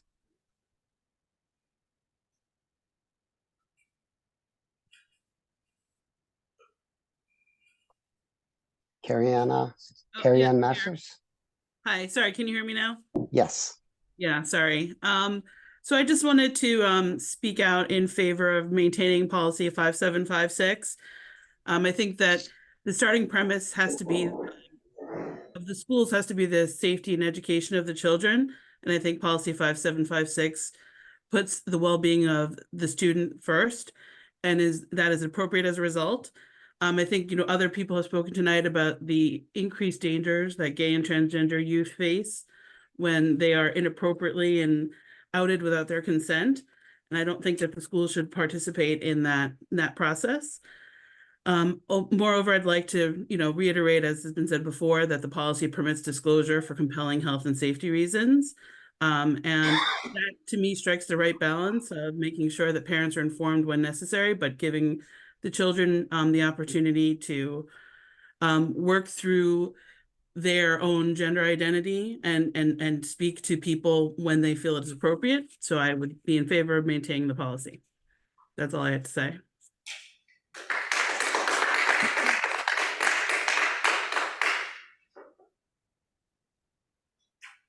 Michelle Perez, you've been promoted to panelist. Please unmute your microphone and feel free to share your video. Please state your name and address for the record. You have 3 minutes. Michelle Perez. Yep. Okay. Hello. Hi, everyone. Michelle Perez, as you've already heard, 555 North Avenue. Out of respect for your time, because we've been doing this for a little while, I wrote a little statement. I'm going to read it. It's going to be less than 2 minutes. Ready? Let's go. Policy 5756 has been talked about a lot, but there's been no comment about it causing any harm in the past 9 years that has been in place in Fort Lee, nor in the past 5 years since it's been updated. It's currently on the books in 98% of New Jersey public school districts. Only 9 are out of compliance, and I believe only 1 in Bergen County. Let's not be one of them. At least 4 of those districts are being sued for adopting policies or actions that violate state civil rights law. Your job as a board, as you well know and you don't need me to tell you, is to abide by the ethical and legal responsibilities of your elected position. That's it. That's your lane to stay in. Keeping in place policy 5756 is in line with you doing your job well, so leave it. You have plenty of other things to worry about, like replacing teachers who are retiring or leaving. I heard there's going to be 2 openings at the high school for music teachers, and marching band practice usually starts in June. The clock is ticking. Also, we have never had a librarian in the intermediate school. Students vape in the high school bathrooms all day. I think we have building problems. These are things that you need to be paying attention to. Like you do with every policy that comes down from the state, you get advice from legal and other experts to help you understand what each policy is so you can approve it for implementation in our district. Experts have created this policy. So take heed from child psychology experts and others who crafted this policy and are well-versed in its need and efficacy. Repealing 5756 doesn't change the underlying New Jersey law against discrimination. All it does is deprive our teachers, counselors, and principals of guidance on how to make sure they are following that law. Guidance, not the law. 5756 works because it gives them guidance. None of you have the time or the money to fight a legal battle with the state of New Jersey with our tax dollars. Be welcoming to all of our students, educators, and families. Be decent. Be fair. Do your job well. Leave 5657 in place. And very quickly, there are 196 people who have signed an online petition asking to keep this in place. Most of them are students. And the letters that were written anonymously because students are afraid. Keep this in mind. Protect them. Be decent. Be fair. Do your job. Thank you.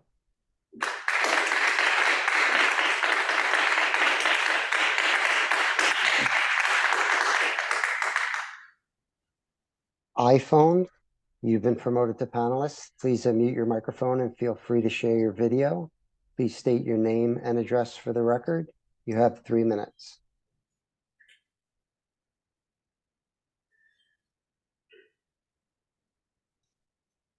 Oh, sorry. Hi, my name is Fatin Hassan. Sorry, I don't know why it says unable to access camera. Fatin Hassan, Kingsland Lane. I just wanted to say that I can appreciate all of the speakers and their opinions, and hopefully everyone can be more empathetic as they are witnesses to current events. My question today is there anything happening with Ramadan celebration or recognition or anything at all to do with Ramadan, which begins March 10th at night, and children begin fasting March 11th. Thank you.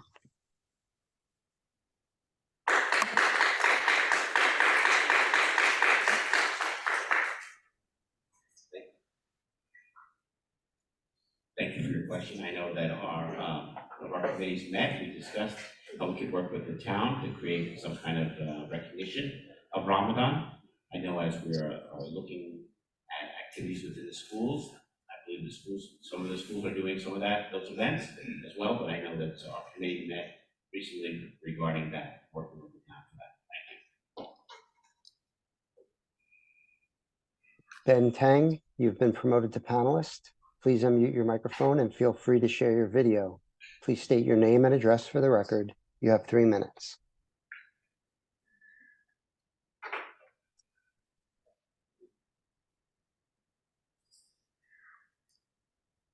Ben Tang.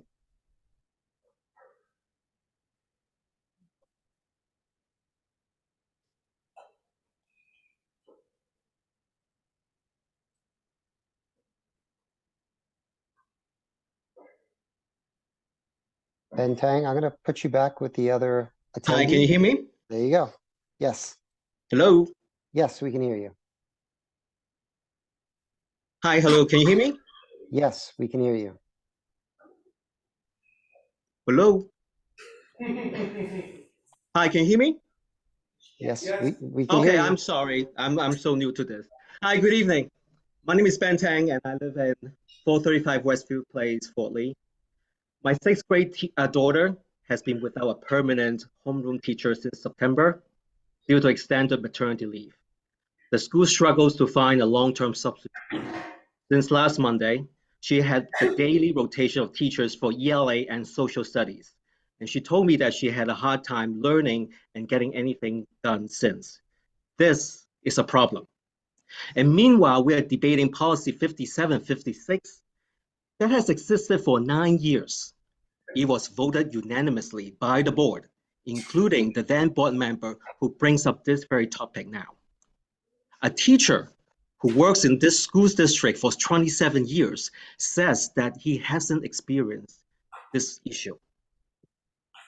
The school and the board's priority is to provide a safe environment for kids to learn. It encourages each kid to be unique, to have their own thoughts, and to figure out who they are and who they want to be. This is why I like the American education system, and that's why I believe policy 5756 in essence is to let kids to figure things out in a safe environment. We must remember, kids spend only 40 hours in school each week. The rest is our responsibility as parents. If you do the math, there are 128 hours for parents. 128 hours for parents. Instead of demanding the school to tell you what your kid is doing or saying at school, let's prioritize spending more quality time with our kids during the other 128 hours a week. Take the time to be with them, encourage them to talk to you, listen to them, open up to them. Home is where our heart is. If you love your kids, give them some space and let them figure things out. I trust the Fort Lee educators' judgment under the law's guidance. To say the school harms the kids is absurd. I asked the board and the superintendent to look for resources to help better communication at home, like family communication workshops. Let's focus on the children, not lawsuits. We need teachers, not lawyers. You heard the students' voice. They are in your district. It's your job to protect them. Keep the policy and get back to education. Thank you.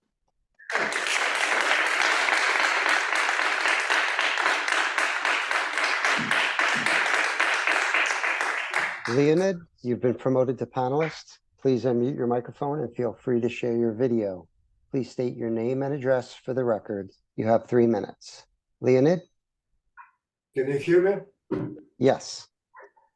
Okay, Leonid 458 Westview Place. I got a hold of the letter from a reporter, Keely Lombardi. I'll just read a few lines.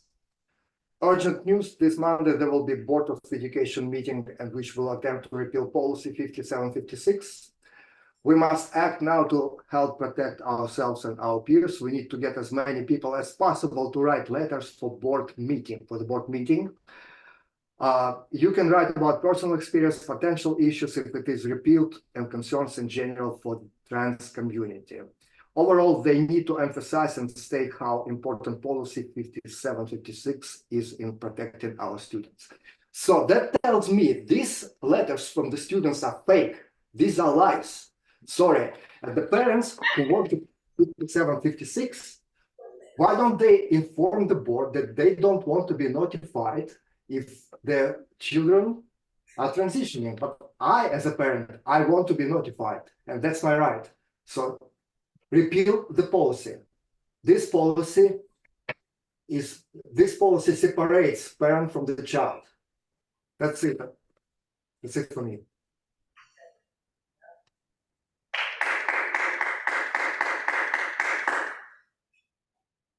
JPF, you've been promoted to panelist. Please unmute your microphone and feel free to share your video. Please state your name and address for the record. You have 3 minutes. Okay, good evening, everyone. I'm Jay, a father, husband, voter, and resident of 1 Wall Street here in the Coatesville section of Fort Lee. I have 1 kid in the district. She's in school number 3, alongside my husband, who is an educator and public school teacher in New York City.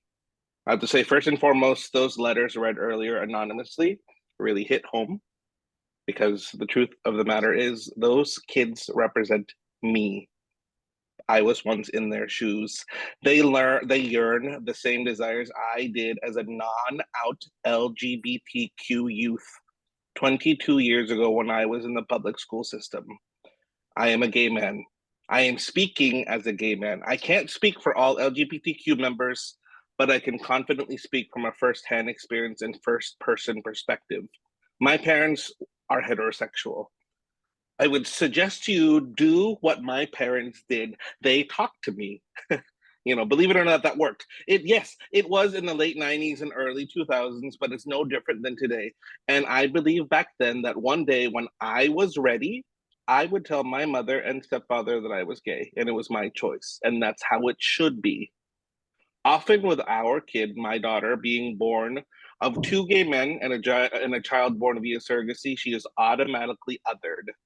That does not affect her, though. We taught her to advocate for herself, as we do often from the very day that she was born, and long before we decided that we would become gay parents in the first place. I believe that she is the beacon of this next generation because we teach her how to handle uncomfortable conversations with people who do not understand her, and most importantly, do not understand LGBTQ people. We merely say that we exist because we are human and we deserve support.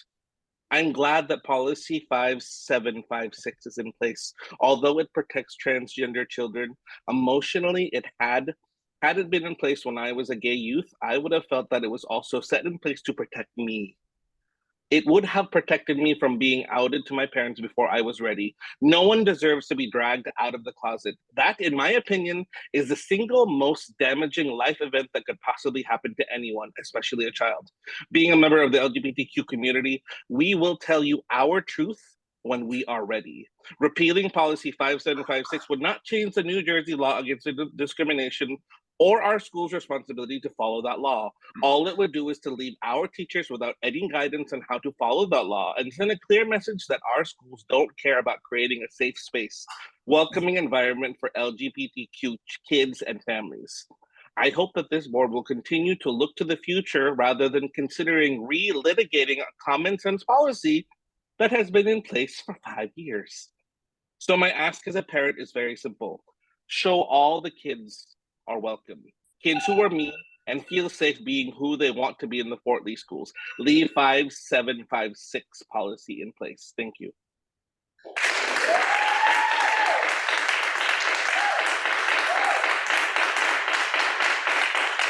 JR, you've been promoted to panelist.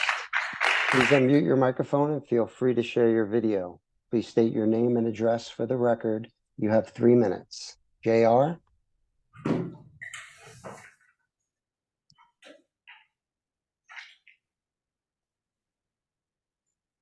Can you hear me? Yes.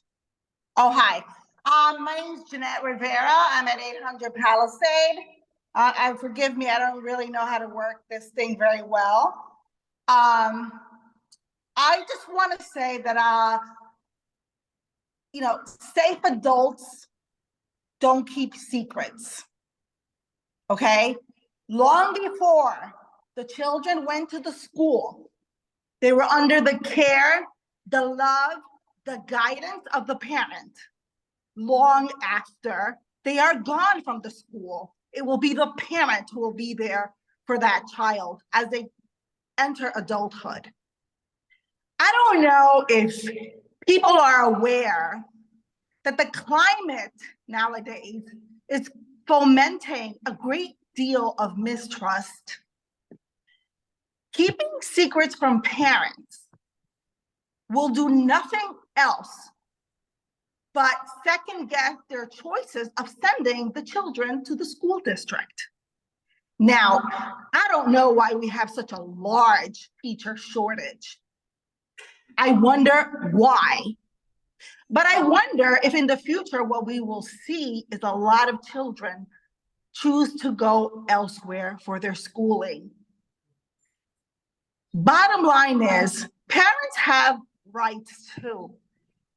Your rights and my rights in this country, fortunately, are the same.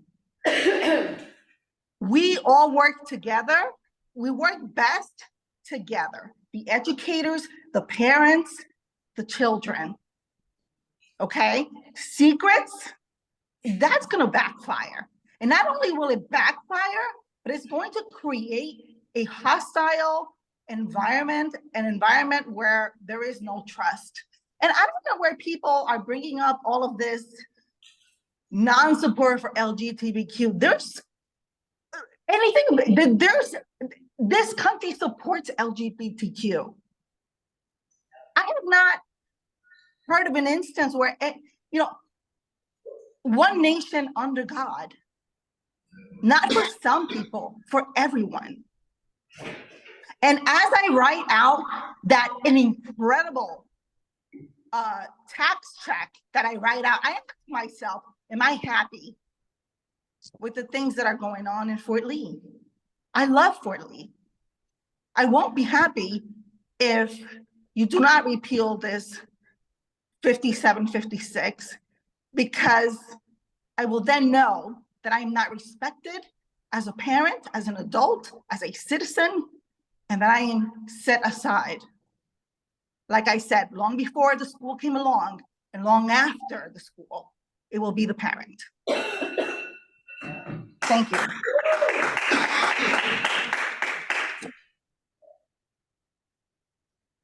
Margarita Higodner, you've been promoted to panelist. Please unmute your microphone and feel free to share your video. Please state your name and address for the record. You have 3 minutes. Hello, can you hear me? Yes. Margarita Vigodner, 5 Victoria Place.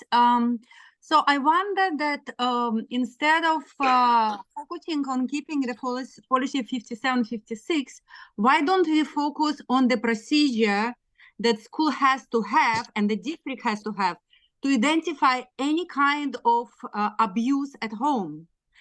I believe most of the Fort Lee parents are supportive. We are talking about very, very small percentage of parents that would not be supportive for their kids, to their kids. But let me remind you, there are parents that being abusive because of the grades.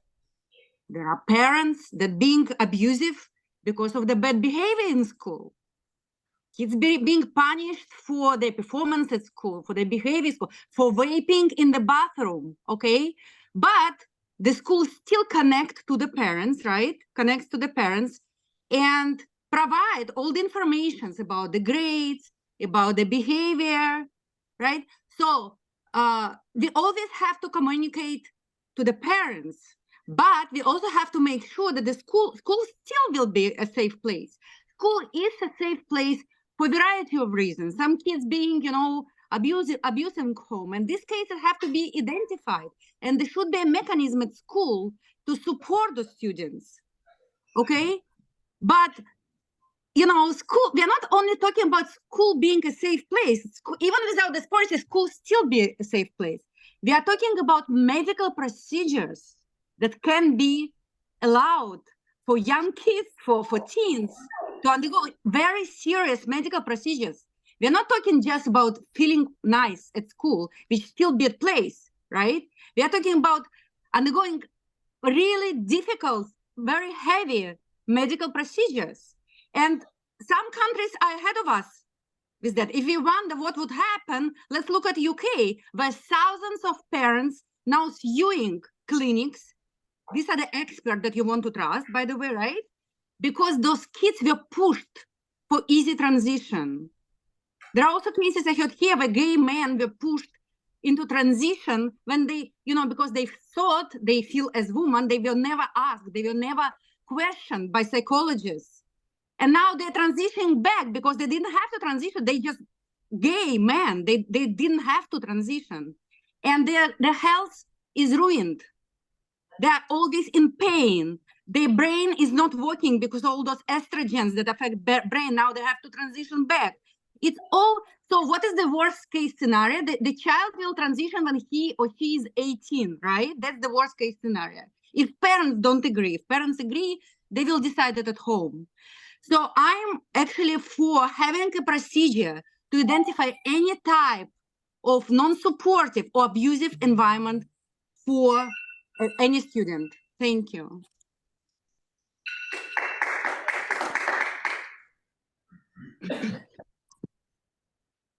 Just a quick note, if there's anyone else out there that would like to speak, please press the raise your hand button now to ensure that you're in the queue. Amina, you've been promoted to panelist. Please unmute your microphone and feel free to share your video. Please state your name and address for the record. You have 3 minutes. Amina?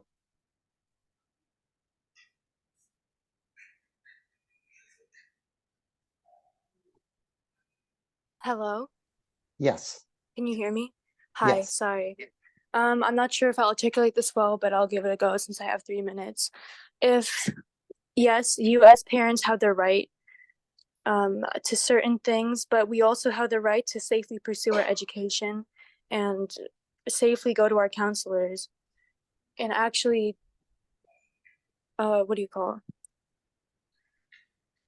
there are much larger concerns, I think, than having this reappealed, because regardless whether you agree or disagree or not, if your child doesn't feel safe with you, that's not holding secrets. The phrasing of secrets, I think, is grossly misconstrued, because secrets imply that somebody is going behind your back to do something. But if somebody's holding secrets from you, that's not holding a secret, that is surviving. And I'm sure you can do the research on your own. Nobody is doing medical procedures behind parents' back. You can even barely get therapy or medication without actually a parent's signature if you're under the age of 18. If this is reappealed, all it comes down to is if you truly care about your children and if you care about the protection of youth, this will harm us. Regardless, it will harm us if people are forced to come out and forced to do things against their will. If you want your children to talk to you, please talk to us. Foster safe environments. Create these safe environments for us to come to you. We will come to you, but you have to create that space. And I'm telling you now, it will really deeply harm us, and it is disgusting that some people want to reform it. I ask you to please reconsider for our safety. Thank you.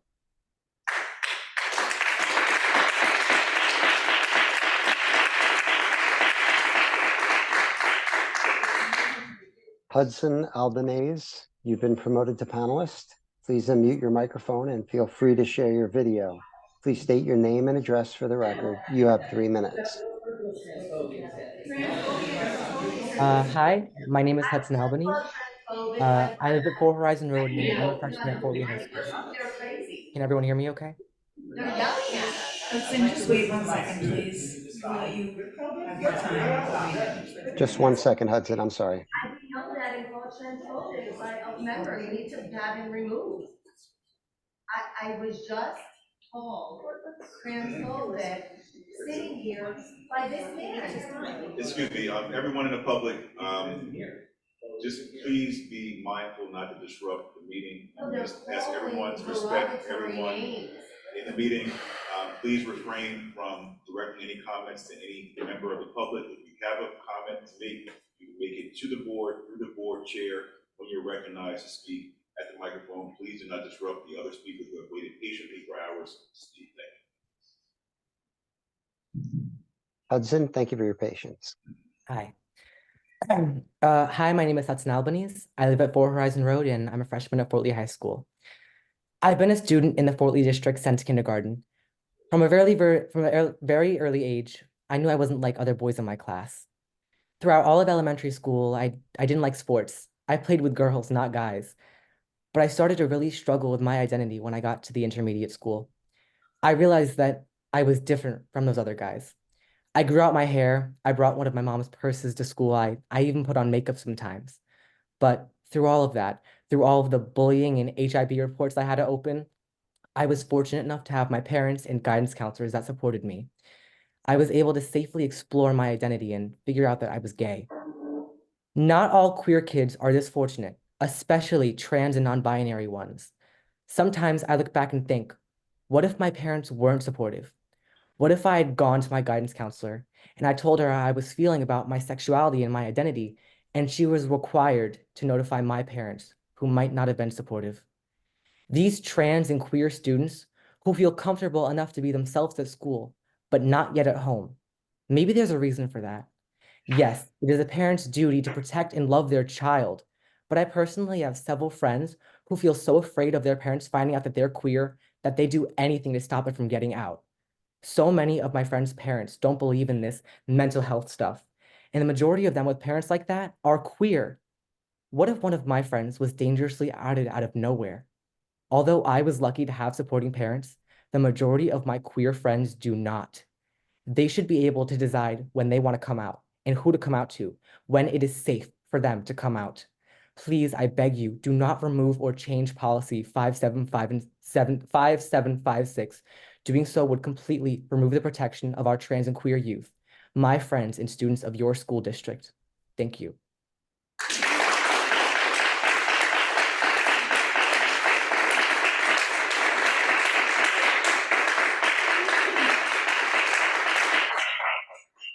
Jean Sunick, you've been promoted to panelist.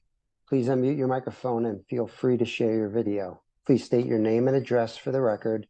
You have 3 minutes. Me? Yes, Jean. Yes, hi. I'm sorry I missed most of the meeting, but it is my understanding that there is the issue of parental rights going back and forth, and without getting into too much details, there's a lot of catchphrases and catchy words that could be going back and forth in support or not support. But I will say, as a parent in Fort Lee, it is absolutely important for parents to be involved, and I strongly support parent rights. The children, you still have to understand, they're not at a legal age, and it is our parental responsibility to be able to make decisions for them in terms of what kind of guidance and steps they need to take, that we take for them to help and guide them. If there is nothing that is brought to the parents' attention in terms of how the child wants to go forward in any feelings that they have, it is the parents' right to be able to be a part of it. I think it's also a parental legal right, just like we're legally responsible for the actions that they take under the age of 18. Whether, let's say, God forbid, a child gets into a car accident, guess whose responsibility that is? That's the parental responsibility. So we have that responsibility, and we should not take that away from the parents. So, you know, we can go out there and use all the catchphrases or say whatever you want to say. I mean, the bottom line, a parent is a parent. And I speak to lots of parents, and they strongly feel the same way. And I also want to remind everybody that that's how people vote as well. And that's what we voted for as constituents, to put in place the board, that's in place right now. From what I understand, you know, ran on it, and most of the votes went there, and the Fort Lee Strong team did win the majority of seats. So I just want to remind everybody that, and that's it. You know, it's not a question of going back and forth, you know, it's, I don't know, you know, it's just black and white to me. If parents are parents, you know, you guys get the kids, but we have the kids, we raise the kids, and it's our right. Thank you. Thank you, guys.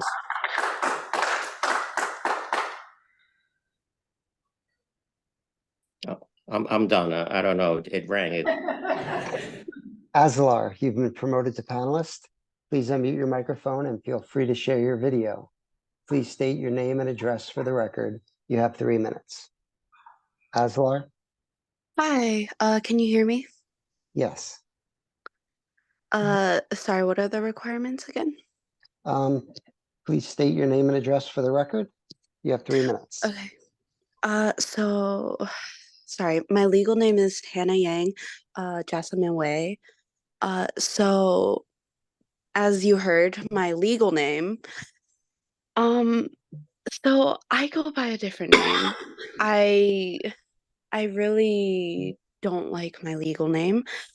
And by repealing this 5756 policy, it would put me in danger as not trans, but under the trans umbrella. I have already told my counselors, my teachers, I trust them with my identity. I trust them with information that I wouldn't trust my parents, because they know what it's like to go through it. I once told a healthcare provider my preferred name, and they accidentally outed me to my parents. Accidentally, keyword. On the car ride home, my parents were so mad at me, and they were like, never do that again, never change your name. I was devastated, but I know that it was an accident, and I forgave her. But that's the issue. If students are outed, they will be put in potential dangers, and like even possibly get kicked out of their homes. And like there's so many things that could happen, especially with like parents. Like, I'm Asian, and my parents are like, they don't believe in mental health, they don't believe in the LGBTQ. I'm just concerned for other people on how their parents would have reacted, because my parents, they were like, well, you should never change your name. That is what we've given you. But I'm worried about the other people's parents who will overthink everything. They will over dramatize everything, and they could possibly even harm their child with the anger. Yeah, that's it. Thank you.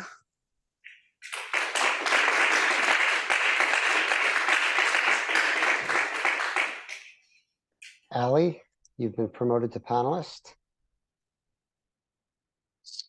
Please unmute your microphone and feel free to share your video. Please state your name and address for the record. You have 3 minutes. Ally?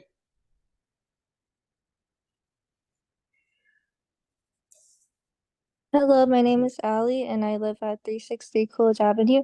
I'm very nervous right now and I hope that I can articulate my words very well. So I'm sorry if I like mess up or something. But I think that if the Act 5756 Act gets repealed, that would put so many students in danger. And it would be very detrimental to students' mental health and their family situations. Because there's no guarantee that every parent in Fort Lee is supportive of trans kids and trans individuals. Like, I think where most parents are coming from, I understand that you want to, not have secrets from your kids or whatnot, and that you feel entitled to do so. But trans individuals have high suicide rates, higher than any other member of the LGBTQ community. And I think that it's the environment in which the kids are surrounded by that makes them feel whether or not they want to say or talk about their identity. That if it's removed, people's lives are at risk because everyone's family situation is different. And I think that most parents are thinking, oh, well, other parents must be supportive or something, right? But there's no guarantee about that.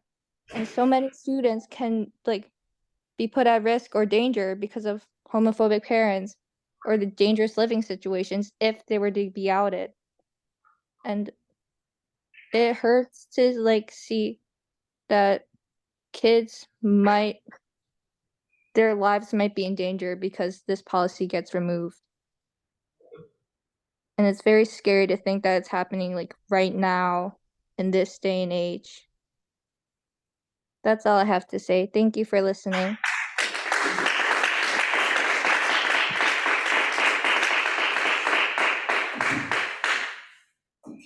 There are no more raised hands. Make a motion to close the floor to the public.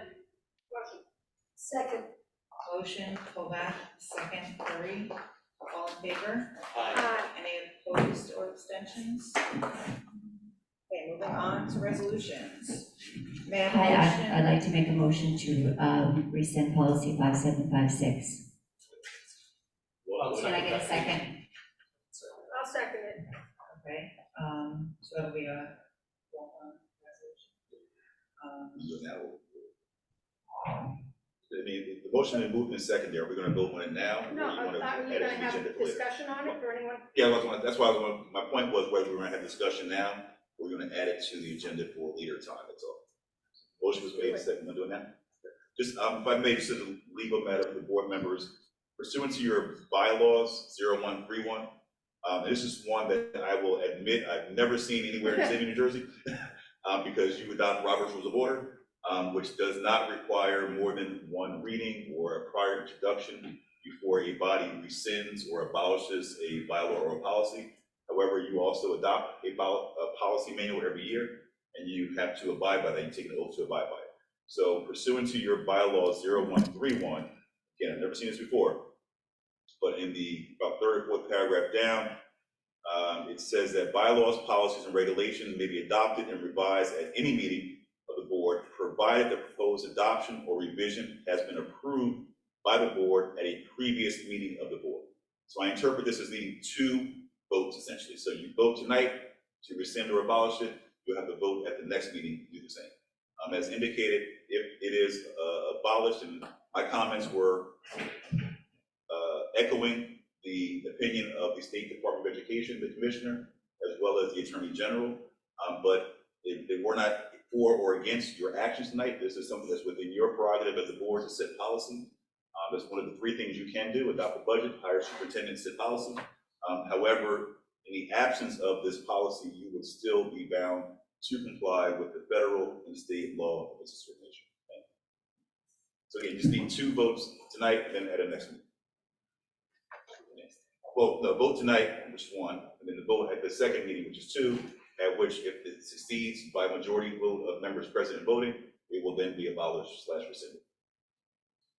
Any other questions or comments about the policy? Or about the resolution, rather? So it's open for discussion? Yes. You want to start? Yeah, I mean, I think, I think my biggest concern is when I heard that there's a student in this district that is currently being transitioned behind their parents' back, at least one, possibly more. The concern I have is that this parent was given no due process whatsoever. There's no police records, or at least that I'm not familiar with the specific instance, but it is, as far as I know, these parents are good people. There's nothing to indicate that they're not. There's nothing to indicate that they're parental rights. In my opinion, the greatest right you have as a human being is your parental rights. And unless there's a really good reason to take that away from someone, I have a really, really hard time wrapping myself around that. And for that reason, I will absolutely vote for abolishin. I'd like to say that I was deeply touched by all the letters of all this and the students' voices. And I don't think that having parents involved in students' lives means that someone is going to go down the hallway of the high school and start calling people. That is not at all what this would be. This is a policy that goes all the way to kindergarten level, kindergarten, first, second, third, fourth, fifth, sixth graders. I mean, you're talking about very small children who are very easily confused, and there's not a reason to make a big deal out of it. Everyone is beautiful and loved, and I think most of the people even who spoke, and I probably know most of the letters of the young people who wrote the letters, and I would never, ever be against anybody, and that's not it. I want the best for the students and the families, and it is in no way, like I said, taking someone going down the hallway and saying anything about anybody. It is only in certain circumstances that the lawyer just mentioned that things would take place. So I think a lot of, we heard a lot about misinformation, but I think a lot of the comments have presumptions and assumptions and fallacies built into it. Number one, that if we don't have this policy, somehow the Fort Lee schools won't be safe and we won't be inclusive, and like critical protections are being taken away. None of that is true at all, because the law, the New Jersey law against discrimination, provides the protection that's necessary here. This policy is conflicting. It's part of it we can't live up to. For me, it's worse to have a policy and not be able to honor every word of it and the spirit, just to have it on the books. I'm also very influenced.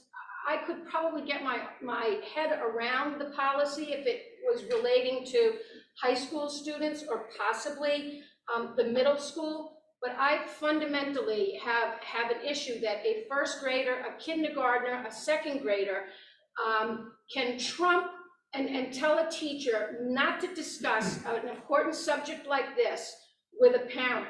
The presumption that a first grader knows better than parents is just something that, unfortunately, I don't understand how the other position. I've tried to be open-minded about it.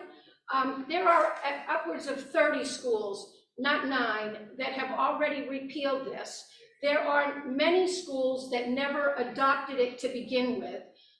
The case that was referred to with Matt Plankin, our Attorney General, against the Hanover School District, related to a totally different policy. It was called 8463, and they tried to craft something that the Attorney General's office opposed. The judge in that case issued a decision on September 29, 2023, and said the following: as conceded by plaintiffs, the plaintiff is the government, policy 5756 is not a mandatory policy. and school boards were not required to adopt it when the Department of Education released its guidance. When this board adopted it in 2019, we understood that it was absolutely mandatory, there was no discretion, and you couldn't change anything. I was on the board, I had the discussions, and that was the pretext under which it was adopted 9 years ago. The decision goes on to state, plaintiffs, again the government, argue that the repeal of 5756 would leave no protections in place for transgender students. However, while the state guidance was issued presumably to assist school boards in ensuring that school districts do not violate the law against discrimination, the law against discrimination remains the law of the land and was enacted to protect citizens, including students, from discrimination. That law continues to ensure protection for students. So our students will be fully protected and our staff will keep them safe and inclusive. It goes on to say, in sum, because policy 5756 is not mandatory, the board is free to repeal same. Indeed, unrefuted representations at oral argument indicated that many districts never even promulgated the policy based on state guidance. Therefore, because policy 5756 was not mandatory and the law against discrimination provides adequate protection for students, the court will not require the defendants to reinstate it pending the litigation. So the court said you could repeal it and the government could not require you to reinstate it. I think we kind of I understand the focus for everyone is 5756, but when you make decisions, you have to look at all your policies. And we have, I'm not going to read the full policy, but we have 3 policies that are implicated here. The first is 9200, called Cooperation Between Parents and School. I'm just going to read a little bit of it. The Board of Education, all of us, believes that the education of children is a joint responsibility that the board shares with the parents or legal guardians of pupils. To ensure that the best interests of the child are served in this process, a strong program of communication between home and school must be maintained. It is the position of the board that parents or legal guardians bear the ultimate responsibility for their children's in-school behavior, including the behavior of pupils who have reached the legal age of majority, but are still, for all practical purposes, under parental authority. That's our policy that we have to live by. 9230, very long policy. I'll just read the first paragraph.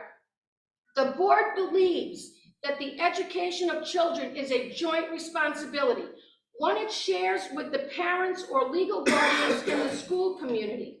To ensure that the best efforts of the child are served in this process, a strong program of communication between home and school must be maintained, and parental involvement in district concerns encouraged.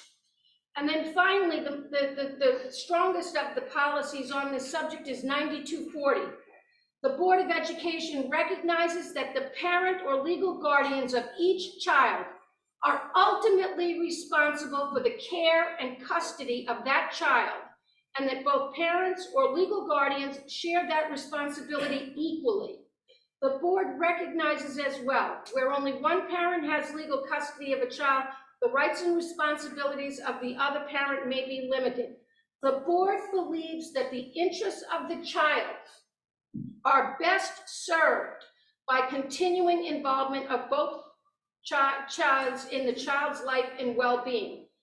Every parent, except as prohibited by federal and state law, shall have access to records and information pertaining to his or her emancipated child, including but not limited to medical, dental, insurance, childcare, and educational records. So you can't in one breath say that we're going to keep 2 sets of records and allow secret lives and the secret information and have these very clear, unambiguous policies exist. And The second biggest concern of mine is the whole issue of due process. There is a presumption that when a child, no matter what the age, says that something's going to happen at home, we take it as gospel.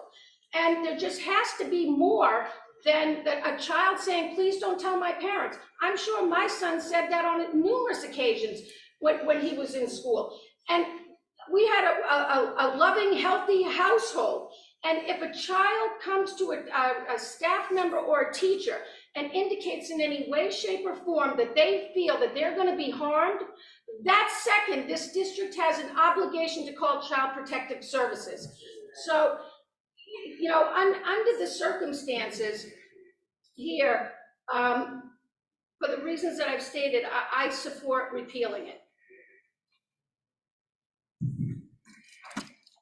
First, before I give my thoughts, I want to clarify, Dr. Kravitz stated that he has one student in the district that is identifying as a transgender student. He said nothing about transitioning behind the parents' backs. So, just clarifying that.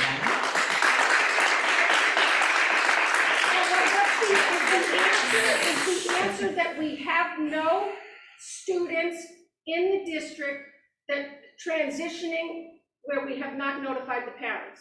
Because we just heard what seemed to be totally contrary information. A student identifying as a female or a male when they're born the other gender does not mean they're transitioning. The question is, how many students are we aware of as a district that are transitioning without the parents knowing? Not asking names, not asking grades, I don't an have that approximate information, number. but I'd like to give my thoughts. I don't have that information. I don't have that information. Is it something that could have been collected from the guidance counselors? So as the policy, there may be students who have spoken to a teacher. There's nothing in the policy that requires that teacher. If the student says, I don't want the counselor to know, I don't want an administrator to know, the policy states a designee of the school. So it could be any staff member who was told by a student, please don't share that information. So can't give you a number there as far as transitioning or whether someone has decided to say that they are transitioning. That we don't keep those records because that we don't keep the records for that purpose of identifying students. All right, so I'm giving my perspective from that of a teacher in a public school district for over 20 years and that of a parent with 2 children in this district. First of all, similar to some comments from the audience of people who have worked in public schools, as long as this policy has been in place, I can count on one hand the number of students who have come forward and asked to be identified by a different gender. Over 20 years, maybe 5. And I can say their names in my head and I will not say them out loud. I know what their given name was and what we called them in school. I received training on how to handle those students. I trusted that my colleagues would ask questions of the administration and the counselors, not just assume that they knew how to handle it if they had something that they were unsure of. They knew where they could find that information. So the comments that people are keeping this secret and convincing students to do things behind their parents' backs, that is not what teachers do. Secondly, as a parent, I'd like to think that I have a great relationship with my children and that they can come to me with anything. And good for everyone who does. I also know people who did not come from loving homes, who came from homes where they could not tell their parents things. And I am thankful that if my child ever felt they could not come to me with something, that I send them into 2 different school buildings on a daily basis where there are people there who can give them the correct guidance and encouragement to come forward and speak when they have to discuss with us. And some of you out there know my children, and I think you would know that my husband and I do a pretty good job raising them. And I am in favor of this policy, and if you think that that changes my skills as a parent, or as an educator, or as someone sitting on this board, then I'm sorry that you feel that way.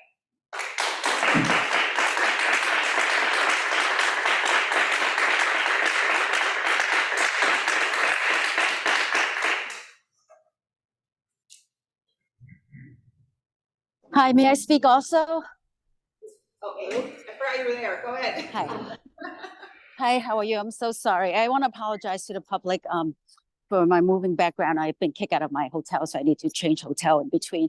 5756 was a policy that's foreign to me. During my campaign, I was asked many questions about it.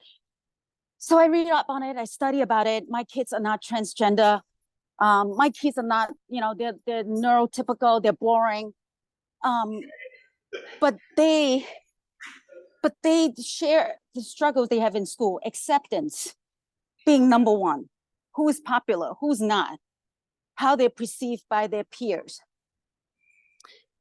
And so when I, read a little more about 5756, the intent, as I understand there, and as it was explained to me in our policy committee meeting, is to provide at least some sort, by imperfect, some sort of a roadmap to help our staff, our community, figure out how to support a transgender community. It's not intended to be secretive. In fact, I raised the same question. What if my kids need help from me?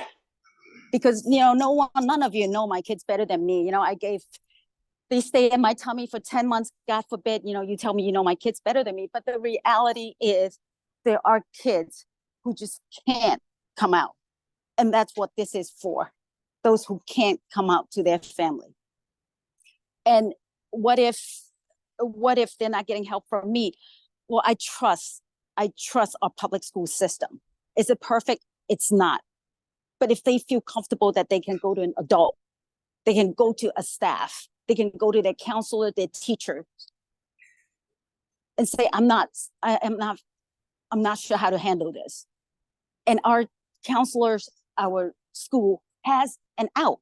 There's a strict language in the policy that points and give a leeway to our staff to share when mental health, when physical health, when any harm comes in the way of our student. So in the spirit of compassion, again, not because my kids are, or at least not as of now, but it's the same way how I feel about the neuro diverse community, that it's not meant for me. These policies, these safeguards, these supports are meant for those who need help. And I'm here to speak up for them. I'm reminded again tonight that I was not supported by existing board member, but we worked together. When I walk through those doors, I am here for the kids. I'm here to be a safeguard. Those of you who see me in committee meetings, I ask questions. In my view, I'm going to err on the side of compassion. Thank you.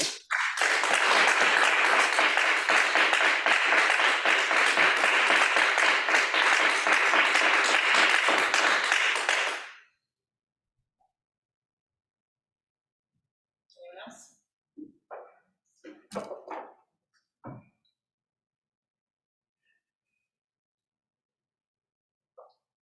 Can you all hear me? Yes. That's what I thought.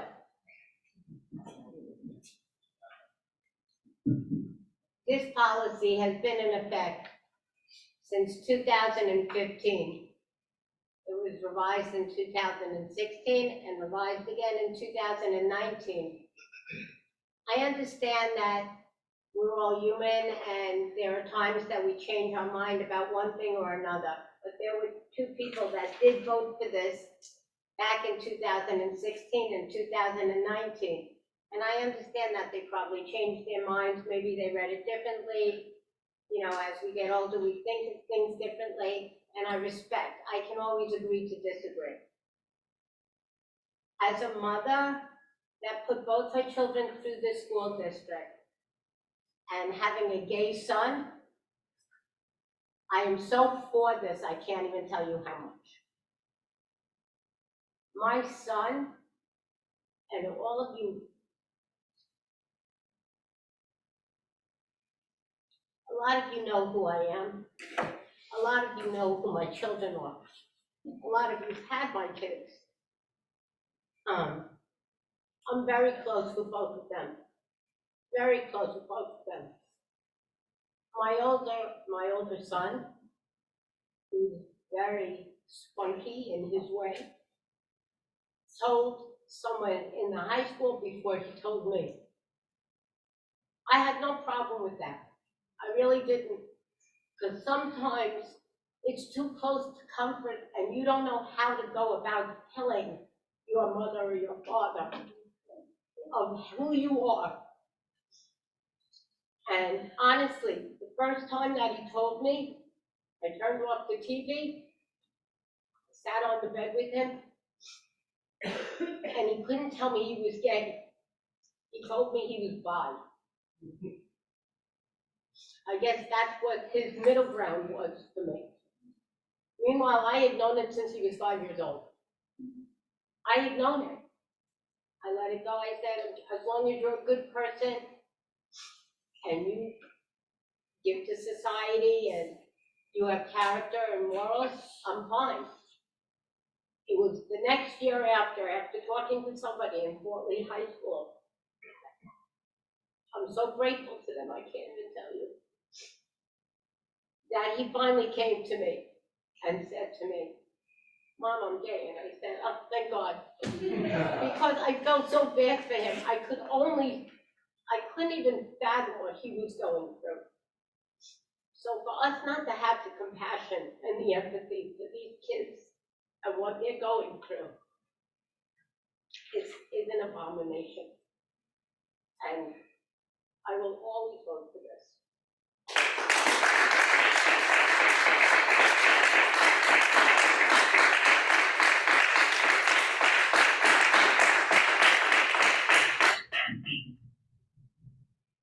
Any other board members with comments? Okay. Let's go on with the I'll go resolutions. for a roll call vote. We have a motion. Yeah, well, I mean, it was moved and seconded, so you can vote on it now. Okay, so, motion and second, motion by Byers-Kane, second by Colbath.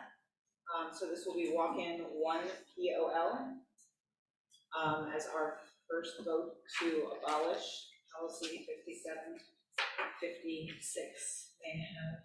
What number was that? 1 POL, there's no other. Are we just doing this one for now? Yes. Or are we going back? And then I'll start. Yeah. Can we please reinstate what we're voting for? Sure, it would be walk-on resolution 1 POL. It will be our first vote. There are two meetings needed to abolish policy 5756. There was a motion made by Ms. Byers-Kane and a second by Ms. Colbath. Leader, when you're ready, roll call. Ms. Byers-Kane? Yes. Ms. Colbath? Yes. Ms. Curry? Yes. Mr. Knight? Yes. Ms. Fulton? No. Mr. Lopez? No. Ms. Morel? Ms. Morel? No. Mr. Rubino? Yes. Ms. Rector? No. Can you just say what the number was for the record? 5-4. I just want the record to be clear, that's all. Just Texas. Yes. Okay, moving on. May I have a motion to approve items 1B through 3B? Motion. Motion Morel. Second. Second Byers-Kane. Roll call, please. Ms. Byers-Kane? Yes. Ms. Colbath? Yes, except I abstain on my name on 3B. I do the same for my name on 3B. I got a little confused.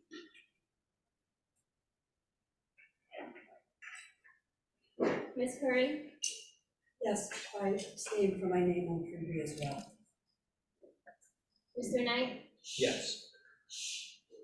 Ms. Fulton? Yes.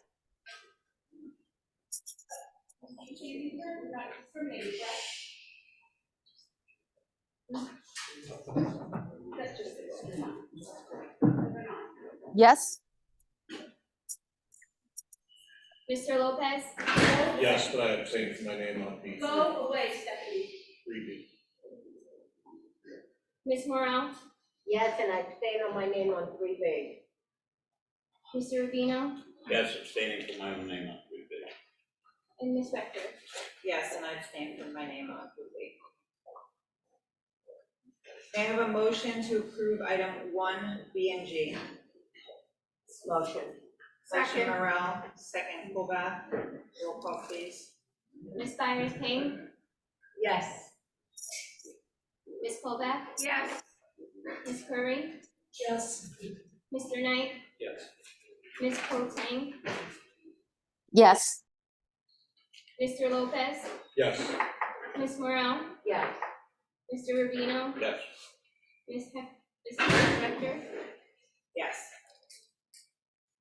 May I have a motion to approve items 1 CUR through 4 CUR?